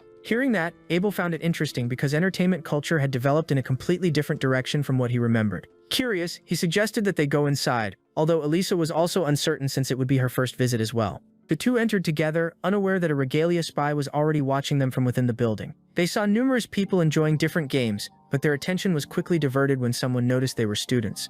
Suddenly, a skeletal mascot tapped Elisa on the shoulder and asked what she was doing there. The sight of the skeleton startled Elisa, and she instinctively grabbed onto Abel, who calmly told her to relax. He explained that it was merely an artificial figure animated through magic. Realizing that, Elisa immediately let go and apologized. The skeleton replied that reactions like that were nothing new to him, though though Elisa clarified that her apology had not been directed at him. Putting that aside, the skeleton informed them that the section with spinning games was restricted to adults and directed them toward the area open to all ages. The two headed there, and Abel soon found himself surrounded by all sorts of unusual attractions. Suddenly, Elisa pointed excitedly at something and rushed toward a claw machine. Looking inside, she confirmed that it truly contained a low-level monster figure. Excitedly, she said that she loved that particular series. Abel looked puzzled, so she explained that it was a collection based on legendary magical beasts from ancient times, redesigned into cute forms and marketed as low-level monsters. She also mentioned that there were 200 varieties, and that the collection was extremely popular among young people. Hearing that, Abel inspected the doll more carefully. It did not take long for him to realize it looked familiar, since he had fought creatures resembling it in the past. Suddenly, Elisa pointed to her favorite monster, named James. She admitted that his appearance was not the type most girls would obsess over, but she believed he would be formidable in combat. Abel confirmed that assessment. He explained that James's breath could turn anything into stone, and that 3 villagers had once been petrified by it. He also added that they had defeated it using wind magic. Afterward, they rescued the villagers and developed a spell capable of reversing petrification. After hearing all that, Elisa fell silent. A moment later, Abel realized he might have revealed too much. Seeing her bewildered expression, he understood that he had spoken far too naturally about powerful enemies from long ago. Now he found himself wondering how to explain that. Suddenly, Elisa burst out laughing and said she had not expected him to tell such an elaborate joke. Abel decided not to pursue the matter further, but she called out to him again. Elisa then asked whether he found it strange that she preferred strong characters over cute ones. She wondered if he thought that made her less feminine, revealing a trace of insecurity. He replied that it was perfectly natural for people to have different tastes. He also said that it suited her well, and that what mattered most was a person's nature, rather than outward appearances. Those words left Elisa completely stunned, though she still managed to thank him. After that, she admitted once more that James was her favorite. Abel then asked whether she wanted the doll. She shyly answered yes, though she believed winning it was impossible because the claw looked too weak to lift it. Abel studied the machine for a moment and agreed. Using his analytical eyes, he quickly determined that the claw had intentionally been made weak. On top of that, the controls had clearly been designed to be frustrating. After reaching that conclusion, he remarked that the business practice was rather dishonest. Even so, he felt no guilt about what he intended to do next, prompting Elisa to ask whether he was planning to win the doll. After inserting a coin, Abel replied that magicians like them specialized in making the impossible possible, so it could hardly be considered theft. After all, he had paid the required fee to play, so he activated his magic, blending physical force with magical energy. As a result, energy wrapped around the claw, allowing it to grip the doll securely, lift it up, and carry it over before releasing it. Moments later, the doll dropped into the prize compartment. Meanwhile, Abel found it both fascinating and oddly disappointing to encounter James again after 2 centuries. After collecting the prize, he handed the doll to Elisa, who stood motionless for a moment. Even so, she accepted it and said she would keep it for the time being. She also promised to take good care of it, though her flushed cheeks suggested she was embarrassed. Afterward, the two decided to stop and enjoy a dessert. Elisa was clearly having fun and remarked that the sweets there were on a completely different level, while Abel finally understood what she meant. Suddenly, when Abel cut off a piece of his dessert, she asked whether she could try some. He thought that food on someone else's plate always seemed more tempting, so he extended his fork and asked for a taste of hers in return. Instead, Elisa quickly leaned forward and took the bite directly from his fork. Afterward, she commented that the dark chocolate added a distinctive touch and declared that it tasted amazing. In exchange, she offered him a bite of her dessert, which Abel accepted. After tasting it, he remarked that he usually disliked sweets, but this one was easy to enjoy. Hearing that, Elisa nodded and said that was exactly why it was her favorite. However, Abel found it interesting that she was not particularly picky about food, which left her confused. He then explained that he had read that sharing utensils was often considered an indirect kiss, causing her face to turn bright red. Because of that reaction, he assumed she had not known, and had simply been focused on enjoying the dessert. Noticing her embarrassment, he apologized for bringing up something unnecessary. In a slightly panicked tone, Elisa replied that indirect kisses were completely normal, and did not bother her at all. Hearing that, Abel answered that everything was fine then. Even so, he could tell she still seemed troubled, but he chose to trust her words. Changing the subject, he looked around and remarked that this street felt different from the others. Elisa noticed it as well and commented that the area had a retro atmosphere. Abel agreed, saying that it felt nostalgic. At those words, her expression suddenly became serious. She then explained that there was a difference between something being retro and something being nostalgic, which immediately put her on alert. After that, she asked who he really was. From the entrance examination to the enchantments he had placed on his uniform, Elisa believed that Abel's abilities were far beyond what could be expected from an ordinary student. Upon hearing that, Abel began considering how he should answer, since he wanted to keep his past hidden and share it only with Lilith to avoid unnecessary trouble. At this point, all he wanted was a peaceful and uneventful life. Before he could reply, something shining behind Elisa caught his eye. The moment he noticed it, he decided that dealing with it came first. As he rose from his seat, he thought that being watched at school was one thing, but being monitored outside of it was unacceptable. Elisa noticed him moving and started asking what he was doing, but Abel kept walking toward her. As a result, she froze when his face moved closer, causing her to panic internally. At that moment, Abel launched a fireball enhanced with accelerated projectile speed. Shortly afterward, a sharp explosion echoed behind her. Seeing Elisa's startled reaction, Abel remarked that it was probably just a faulty street lamp, and attempted to resume their conversation. But Elisa cut him off, and her mood shifted. Afterward, she told him to forget the matter and apologized for prying into his affairs. Abel was confused, but Elisa stayed silent and kept her gaze lowered, thinking that she did not want to feel shut out. After all, she was already certain of her feelings toward him. Later, while they were on their way back, Abel could still sense that someone was observing him and decided it was time to handle it. He stopped walking and told Elisa to return on her own. Confused, she asked why. He explained that he had forgotten something at the last shop they visited and needed to go back. After hearing that, she reluctantly agreed and said she would see him the next day. Abel nodded and thanked her. Once she left, he headed into a nearby alley. When he stopped, he turned around and stated that he knew someone was there. He also mentioned that there were two people and ordered them to reveal themselves. Soon afterward, a woman stepped out and remarked that Abel had sent Elisa away because of them. For that reason, she said she admired clever children like him.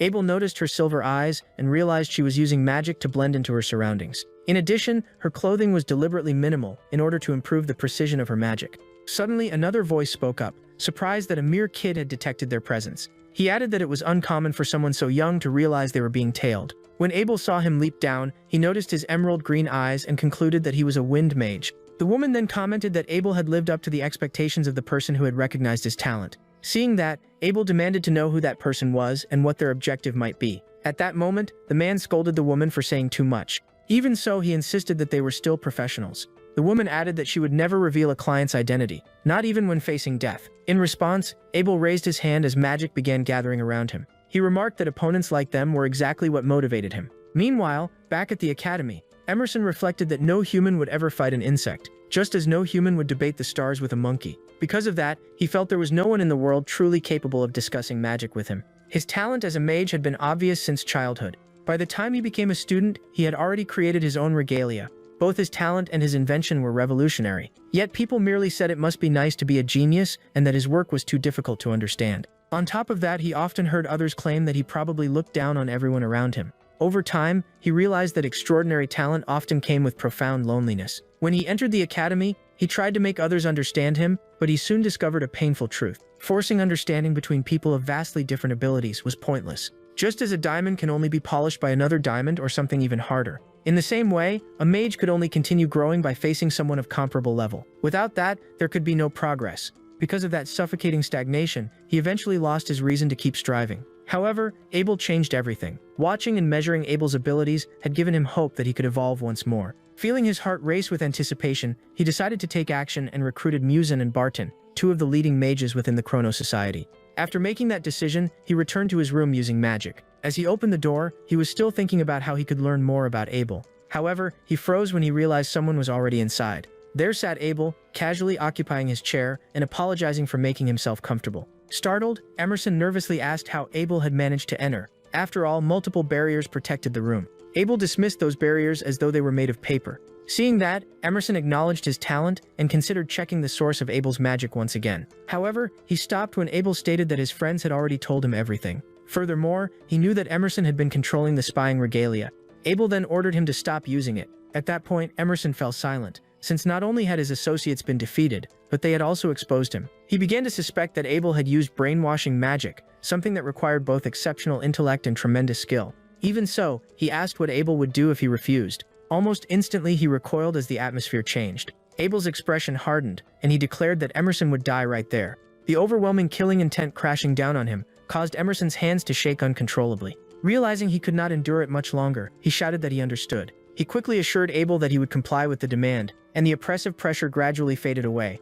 After that, Abel thanked him. Suddenly, Emerson said there was one thing he wanted to know. He asked why someone as powerful as Abel remained at the academy when there was nothing left there for him to learn. Abel replied that his sole objective was to enjoy a peaceful school life and nothing more. Hearing that, Emerson asked whether he was simply there to enjoy his youth, and Abel confirmed that he was. Even so, Emerson found it impossible to accept. He insisted that Abel's talent surpassed even his own, and that such ability should not be wasted among ordinary students. Stepping closer, he declared that Abel possessed the power to transform the entire world. He went on to say that Abel could stand above ordinary people and that someone with such gifts ought to reveal them to society. Abel, however, sidestepped him and told him to move aside. He then stated that he had no interest in hearing any further opinions from him. After the door shut, Emerson felt the strength leave his body. Despite having encountered countless geniuses throughout his life, he had never experienced such overwhelming killing intent. Even so, he could not stop admiring Abel and felt that at last there was hope for his own advancement. Later that night, Elisa went to Ted and told him that Abel was not in his room.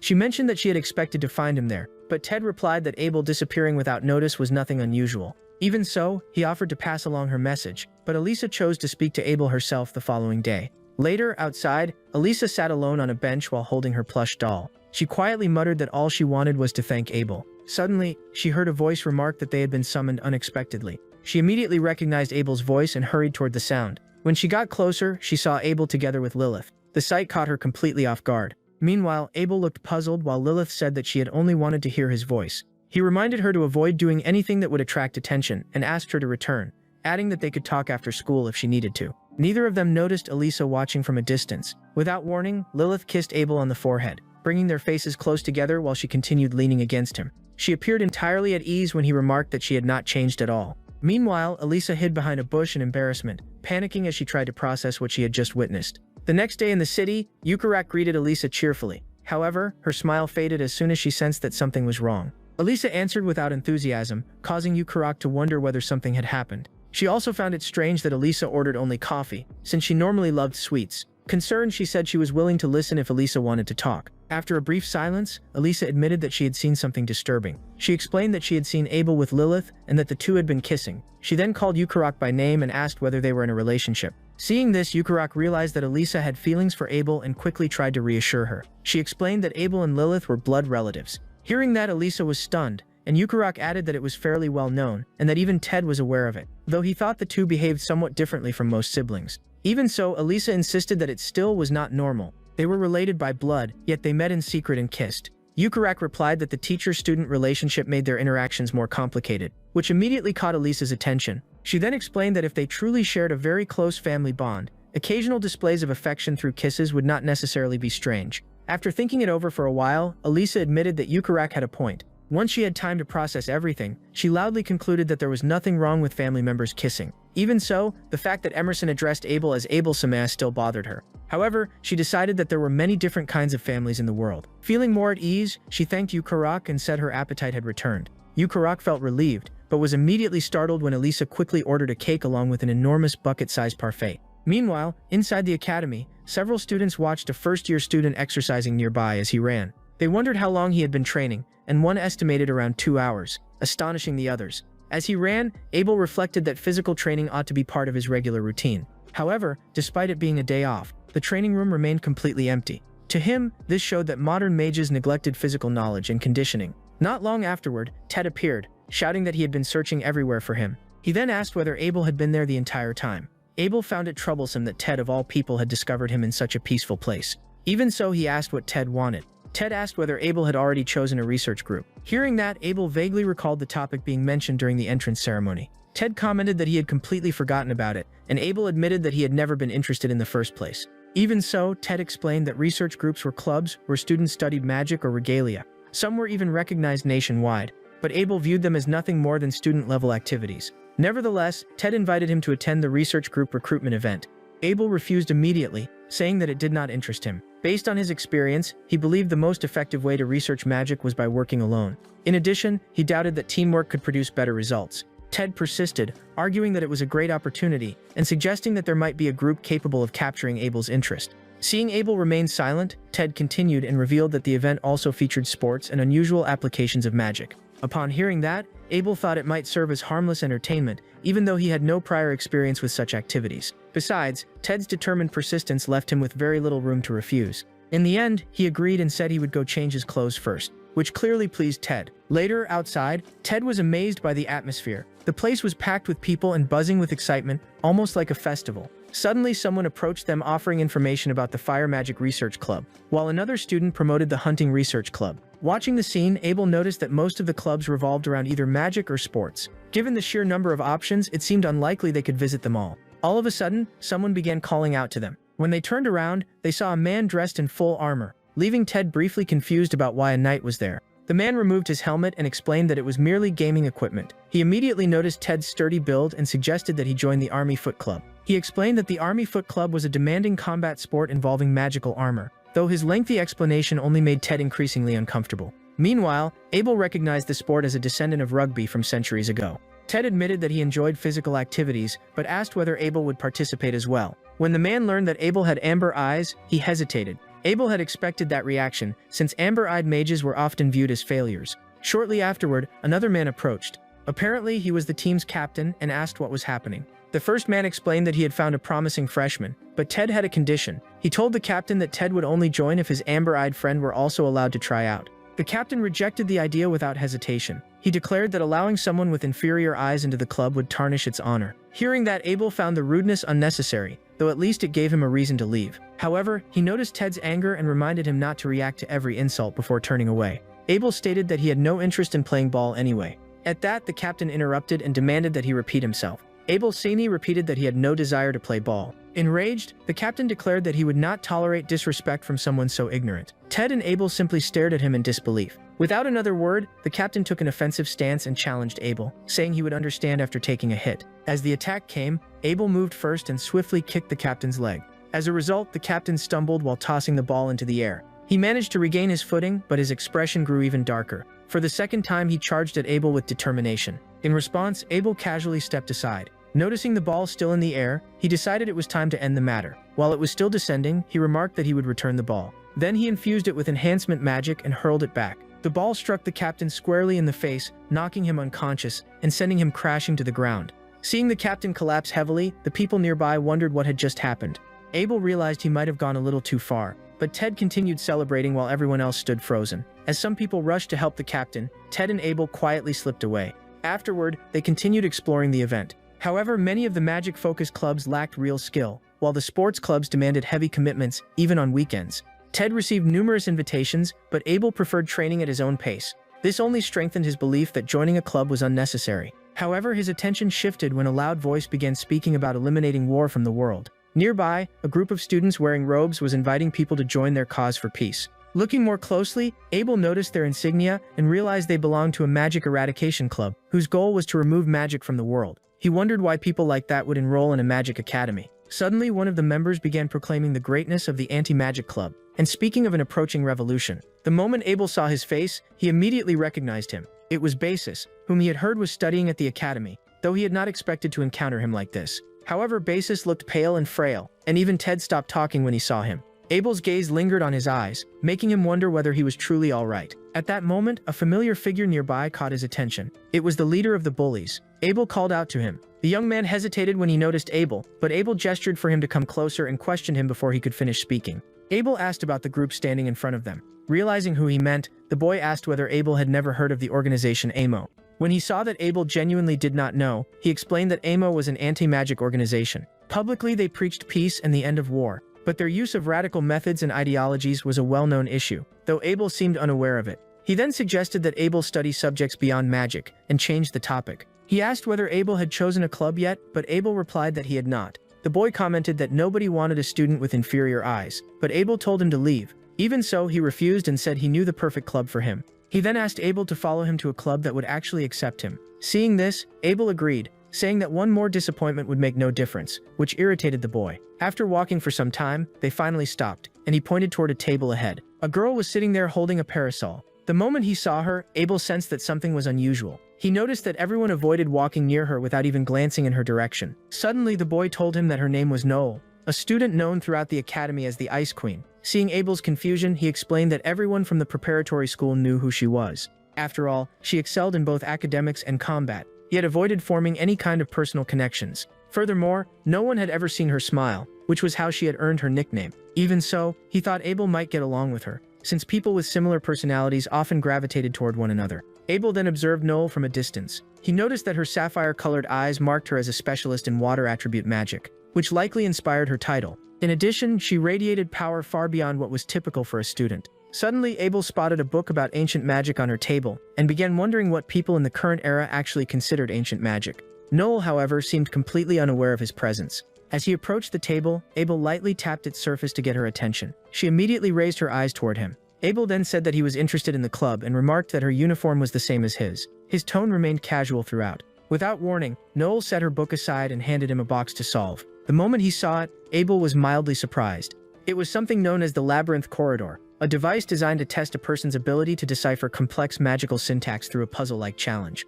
To Abel, it stirred a sense of nostalgia, and the craftsmanship was detailed enough to suggest it was not mass-produced. Because of that, he suspected Noel had built it herself. Focusing on the task, he began analyzing the magical syntax embedded within the box. He then channeled magic into it, adjusting the correct sequence of internal pathways. Within moments, the mechanism opened with a sharp click. Seeing this, Noel's eyes widened in astonishment. Abel simply handed the solved box back without saying a word. She immediately inspected it for damage, but he assured her that it was untouched, and that he had genuinely solved the puzzle. Even so, Noel seemed skeptical, since a challenge like that should have taken at least an hour to complete. Abel then reminded her that he had passed the test, and that it was now her turn to explain the club. Noel agreed and decided to take him to the club room. With that, the two of them headed back into the academy. Along the way, Abel noticed that they were passing through a restricted area, and asked whether they were really going the right way. Noel merely replied that they had already arrived. In front of them stood nothing more than an ordinary wall. However, Abel immediately understood what it was.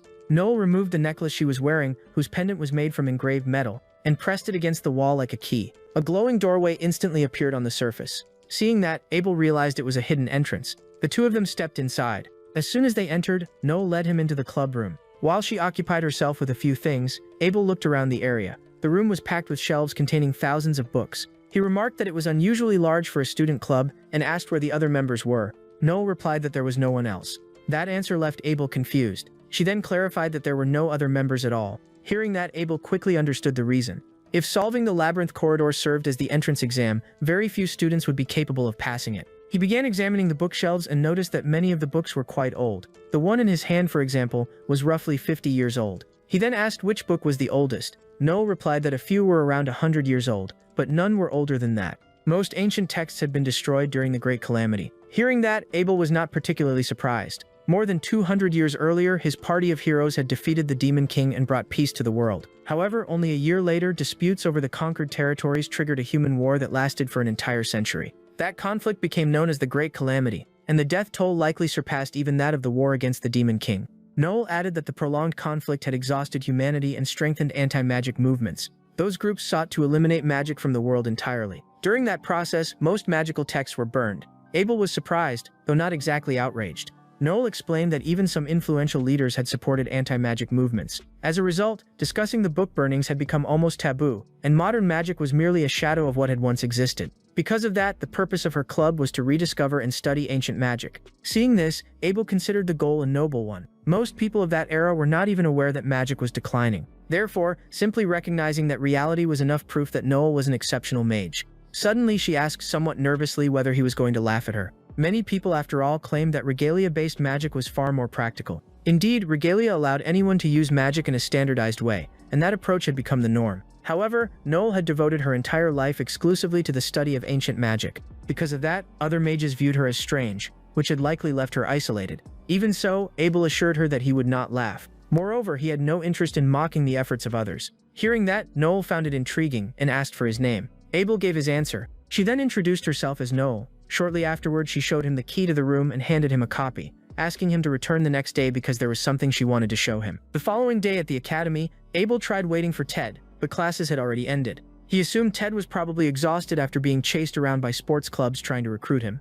so he decided to leave him alone. Furthermore, Abel assumed that some club captain would eventually recruit Ted before long. While he was thinking about that, someone called out to him. Turning around, he saw Elisa walking toward him. She asked whether he had already chosen a research club. Abel replied that he had looked at a few of them but had not made a final decision yet. Elisa then mentioned that she planned to visit a club the following afternoon. She added that she had always wanted to ride a dragon and asked whether he would like to come along. After glancing at the flyer, Abel realized it was for the Dragonflight Club. Once he noticed that, he remembered that he had not encountered a dragon since being reincarnated, so he agreed to join her. Elisa was visibly excited before heading off. Before leaving, she reminded him of his promise and told him he was not allowed to back out. Seeing that, Abel thought she ought to make more friends instead of relying so heavily on him. Afterward, he continued on his way. A little farther ahead, he noticed someone and recognized Emerson. Abel called out to him. When Emerson turned around, Abel asked what he was doing in front of the club room. Upon realizing it was Abel, Emerson greeted him warmly, but Abel repeated the question. Emerson then explained that he served as the advisor for the Ancient Magic Club and occasionally stopped by to check on things. He assured him there was nothing suspicious about it. Even so, Abel did not appear convinced. Emerson then asked him to place a little trust in him. After that, he asked why Abel was there. Abel answered that he had something to do inside the club room. At that, Emerson immediately understood what he meant. He began to suspect that Noel might also have taken an interest in Abel. As a result, he decided to chat with him for a while. He explained that Noel had entered the academy through the principal's recommendation and was the only first-year student exempt from attending classes. That was because her abilities surpassed those of most instructors. As a result, the academy could not provide lessons suited to her level. Instead, she had been granted access to the secret library and allowed to pursue her studies independently. Emerson then remarked that Abel possessed the qualifications for the same treatment and offered to exempt him from classes as well. Abel rejected the offer without hesitation. Emerson then pointed out that Abel often claimed to want an ordinary life. When Abel looked at him, Emerson said that his actions suggested otherwise, considering he was associating with someone everyone else avoided. Abel replied that he was only interested in her books, but Emerson disagreed. He asked why Abel sought out ancient texts when he knew people would view him differently because of it. He also remarked that life would be much easier if Abel simply minded his own business. Then he asked why he was so invested in the matter. Suddenly, Emerson reached a hand toward Abel's face, but after a brief moment of consideration, he merely patted him lightly on the shoulder. After that, he said goodbye and walked away. Abel remained silent. Soon afterward, he used his analytical ability on his shoulder and discovered that Emerson had planted a magical surveillance device there. He removed it immediately and decided to inspect the clubroom as well. Meanwhile, Emerson realized his trick had failed. Back inside the clubroom, Abel finally entered. The moment Noelle saw him, she immediately rose from her chair. Abel set his bag on the floor, and she quickly walked over to him. She then said that she had been waiting for him. Hearing that, Abel briefly thought she was behaving like some kind of pet, but he dismissed the idea. He then remembered why he had come and immediately asked what she wanted to show him. Noel picked up a box from the table, removed a book from it, and handed it to Abel. She explained that she had brought it from her home. Looking closely, Abel noticed burn marks on the book, but it was bound by magical chains covered in intricate inscriptions, making it difficult to open. Noel then revealed that it was known as the Casic Records. Upon hearing that name, Abel recalled reading about the item in historical documents. Legends claimed that mastering the magic contained within it granted dominion over the world, a belief that had sparked wars even during the Great Calamity. He did not ask why she had brought it. Noel replied that she wanted to read ancient books. Seeing how casually she handled such an artifact, Abel suspected she came from nobility or perhaps even royalty. At the very least, she was no ordinary person and had likely been raised under unusual circumstances. Suddenly, Noel began removing the chains from the book so she could show him her treasure. As he examined it, Abel realized the magical formulas inside were extraordinarily refined and precise. Although the burn damage had rendered parts unreadable, much could still be inferred from what remained. Even so, he could not imagine who might have written formulas that sophisticated 200 years earlier. As he turned the pages, the familiar style of writing caught his attention. When he reached the final page and read the words, "To my dear companion Daytona," he was stunned. He then asked whether the book had been passed down through her family. Noel replied that she had discovered it in a family storage room, and that one of her ancestors had received it from a highly skilled mage. Hearing that, Abel's suspicions were confirmed. Noel then asked whether he could read the book. Of course he could. After all, he had written it himself. It was composed in an ancient language that would be difficult for anyone except a dedicated scholar to understand. Even so, Abel explained that the page dealt with resurrection magic, which left Noel astonished, since such magic was far beyond the level of an ordinary student. Abel briefly described the contents while studying her face. He noticed that she resembled Daytona in her younger years.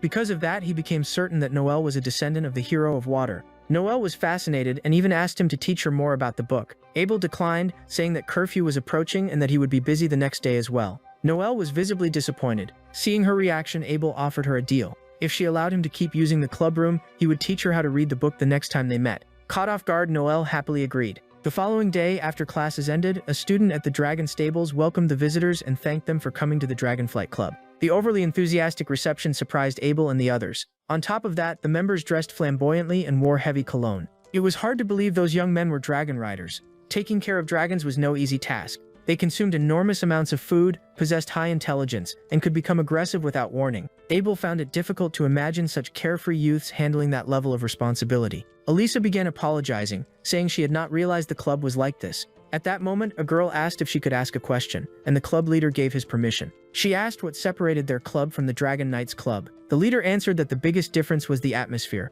Their club's purpose was simply to have fun. Therefore, everyone was free to enjoy themselves, whether they rode dragons or not. Hearing that, Abel understood why the environment felt so relaxed, though he still found it odd. In his era, dragons had been regarded as valuable assets rather than recreational attractions. It showed just how peaceful the world had become. Suddenly, the leader announced that it was time to ride the dragons and instructed the visitors to pair up with veteran members. Abel noticed that all the veterans were pairing off with the girls. Besides him, every visitor was female, while all the experienced members were male. It became obvious that the dragons were merely an excuse for flirting. The leader then approached Elisa, assuming she had come because of him. Elisa quickly clarified that she had come with her friend. The leader immediately shot a cold glance at Abel. Even so, he asked Elisa whether she would like to fly with him and promised to prepare the finest dragon available. Elisa cut him off and stated that she wanted to fly with Abel. The leader explained that the dragons only had 2 seats and that 2 beginners were not allowed to ride together. Elisa hesitated.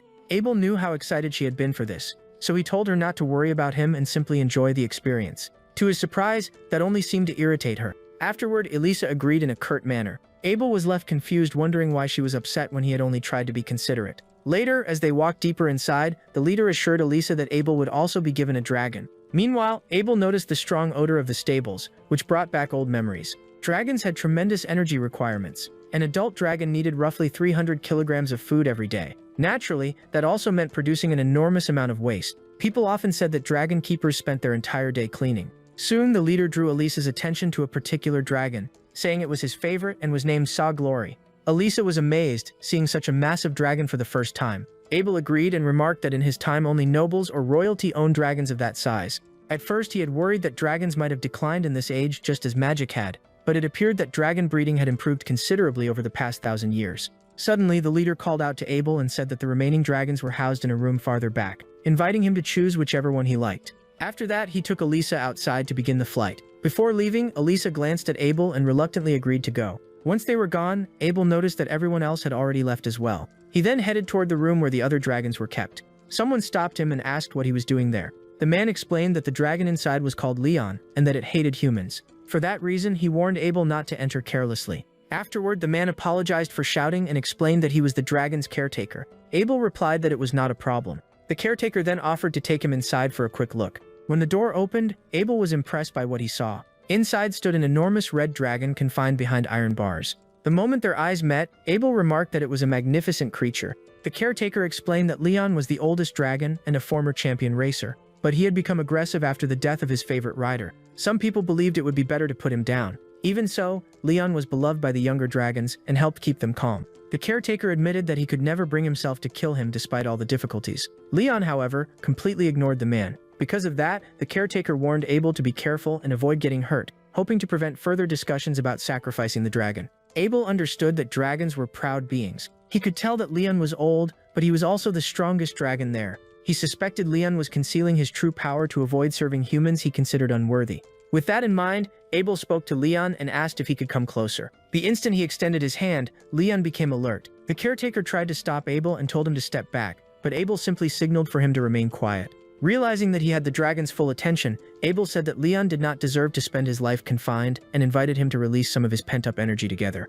Leon remained motionless, but Abel sensed that the dragon wanted to test his mana, so he created a small sphere of magic and allowed it to drift slowly toward the dragon. The caretaker watched in stunned disbelief as Abel carried out this strange action. A few moments later, Leon lowered his head before him. The caretaker stammered, unable to believe what he was witnessing. Then Abel told Leon that his caretaker was someone trustworthy, and that he hoped the dragon would listen to him. Leon turned his gaze toward the caretaker, who looked extremely nervous. Even so, the man asked Abel who he truly was. Abel replied that he was nothing more than a student and that he intended to take Leon out for a little while. Meanwhile, Elisa and the club leader had just finished their flight and landed. As she climbed down from the dragon, Elisa was amazed by the scenery. From that height, both the academy and the city looked tiny. She thought the experience would have been even better if Abel had been there with her. Suddenly, the leader offered her some tea, and Elisa accepted without a second thought. While she drank it, he suggested that they take a short break. Without warning, Elisa began to feel strangely ill. She noticed that the leader was holding her hand and jerked back in alarm, causing the teacup to slip from her grasp and shatter on the ground. She immediately ordered him to stop. The leader seemed puzzled by her resistance and implied that this was why she had come. He also made insulting remarks about a girl being alone with a man. Then he suddenly asked whether she would rather be with Abel, though perhaps it was already too late for that. Furious, Elisa called him a disgrace to the nobility. As she summoned her fire magic, she demanded that he prepare himself. Before she could act, her body started trembling violently, and she collapsed onto the ground. The leader smiled in satisfaction when he realized the drug was taking effect. Hearing that, Elisa understood that he had drugged her. He then bragged about his alchemical abilities and assured her that she would be unable to move. Afterward, he invited her to have some fun with him, but Elisa could only stare at him in shock before turning her gaze away. Meanwhile, Abel was busy praising Leon's incredible speed, noting that even during his own lifetime, very few dragons could rival him. Suddenly, his attention shifted when he noticed several club members nearby flirting despite belonging to a dragonflight club. Then something below caught his eye. It was the club leader, and he was leaning far too close to Elisa. At that moment, Elisa tried to call out to Abel, but the leader dismissed the idea, claiming that Abel's dragon was the weakest one. According to him, it was too stubborn to fly and far too proud, much like Elisa herself. Because of that, he suggested that Abel might have already been eaten by it. Elisa's anger immediately boiled over, and she demanded that he let her go. However, he replied that she should act more obediently if she wanted him to be nice. In response, Elisa shot him a look filled with disgust. When the leader started touching her, Elisa cried out for Abel's help. Almost instantly, the leader was seized by the head as Leon appeared beside him. Abel reminded him that any act committed without consent was strictly forbidden under Academy regulations. The moment she saw Abel, Elisa felt an overwhelming sense of relief. Even so, the leader demanded that Abel stop touching him. He then asked how Abel had arrived there with Leon, but Abel answered that Leon was special and described the leader's behavior as harassment. The leader merely laughed at the accusation. He then claimed that Elisa had not been resisting and that Abel was simply interfering. Before Elisa could object, Abel spoke on her behalf. He stated that she was not some spineless aristocrat who would surrender to him and ordered him to let her go. Upon hearing that, tears welled up in Elisa's eyes. The leader then drew his regalia and mocked Abel's inferior eyes, claiming they were incapable of using magic. Next, he aimed his weapon and decided to eliminate both Abel and his dragon, firing a flaming projectile. Leon immediately shielded Abel from the attack. Seeing this, Abel leaped upward and cast magic onto Leon's wing.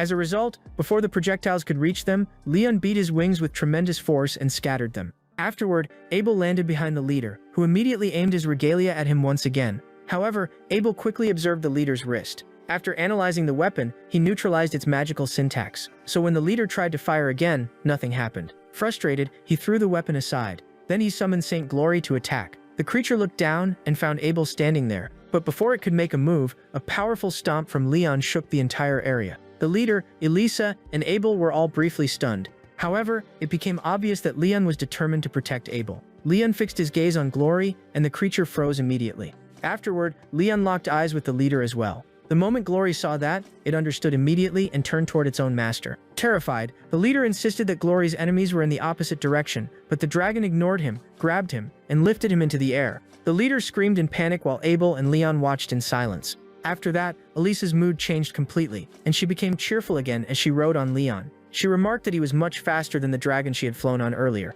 That made Abel happy, since he had been worried she might remain upset because of what had happened. With that concern gone, he could continue patrolling, though seeing students everywhere made him think there was probably not much to worry about. While they were flying, Elisa called out to him. She then remarked that it would be wonderful if they could stop the flow of time. Hearing that, Abel considered that researching time-freezing magic might be worthwhile. It seemed achievable, and practical time manipulation could likely be developed within 5 years. Suddenly, Elisa began complimenting him. When he asked her to repeat what she had said, she quickly changed the subject. Leon, however, had heard everything, so he accelerated dramatically, causing Elisa to scream in surprise while Abel remained thoroughly confused.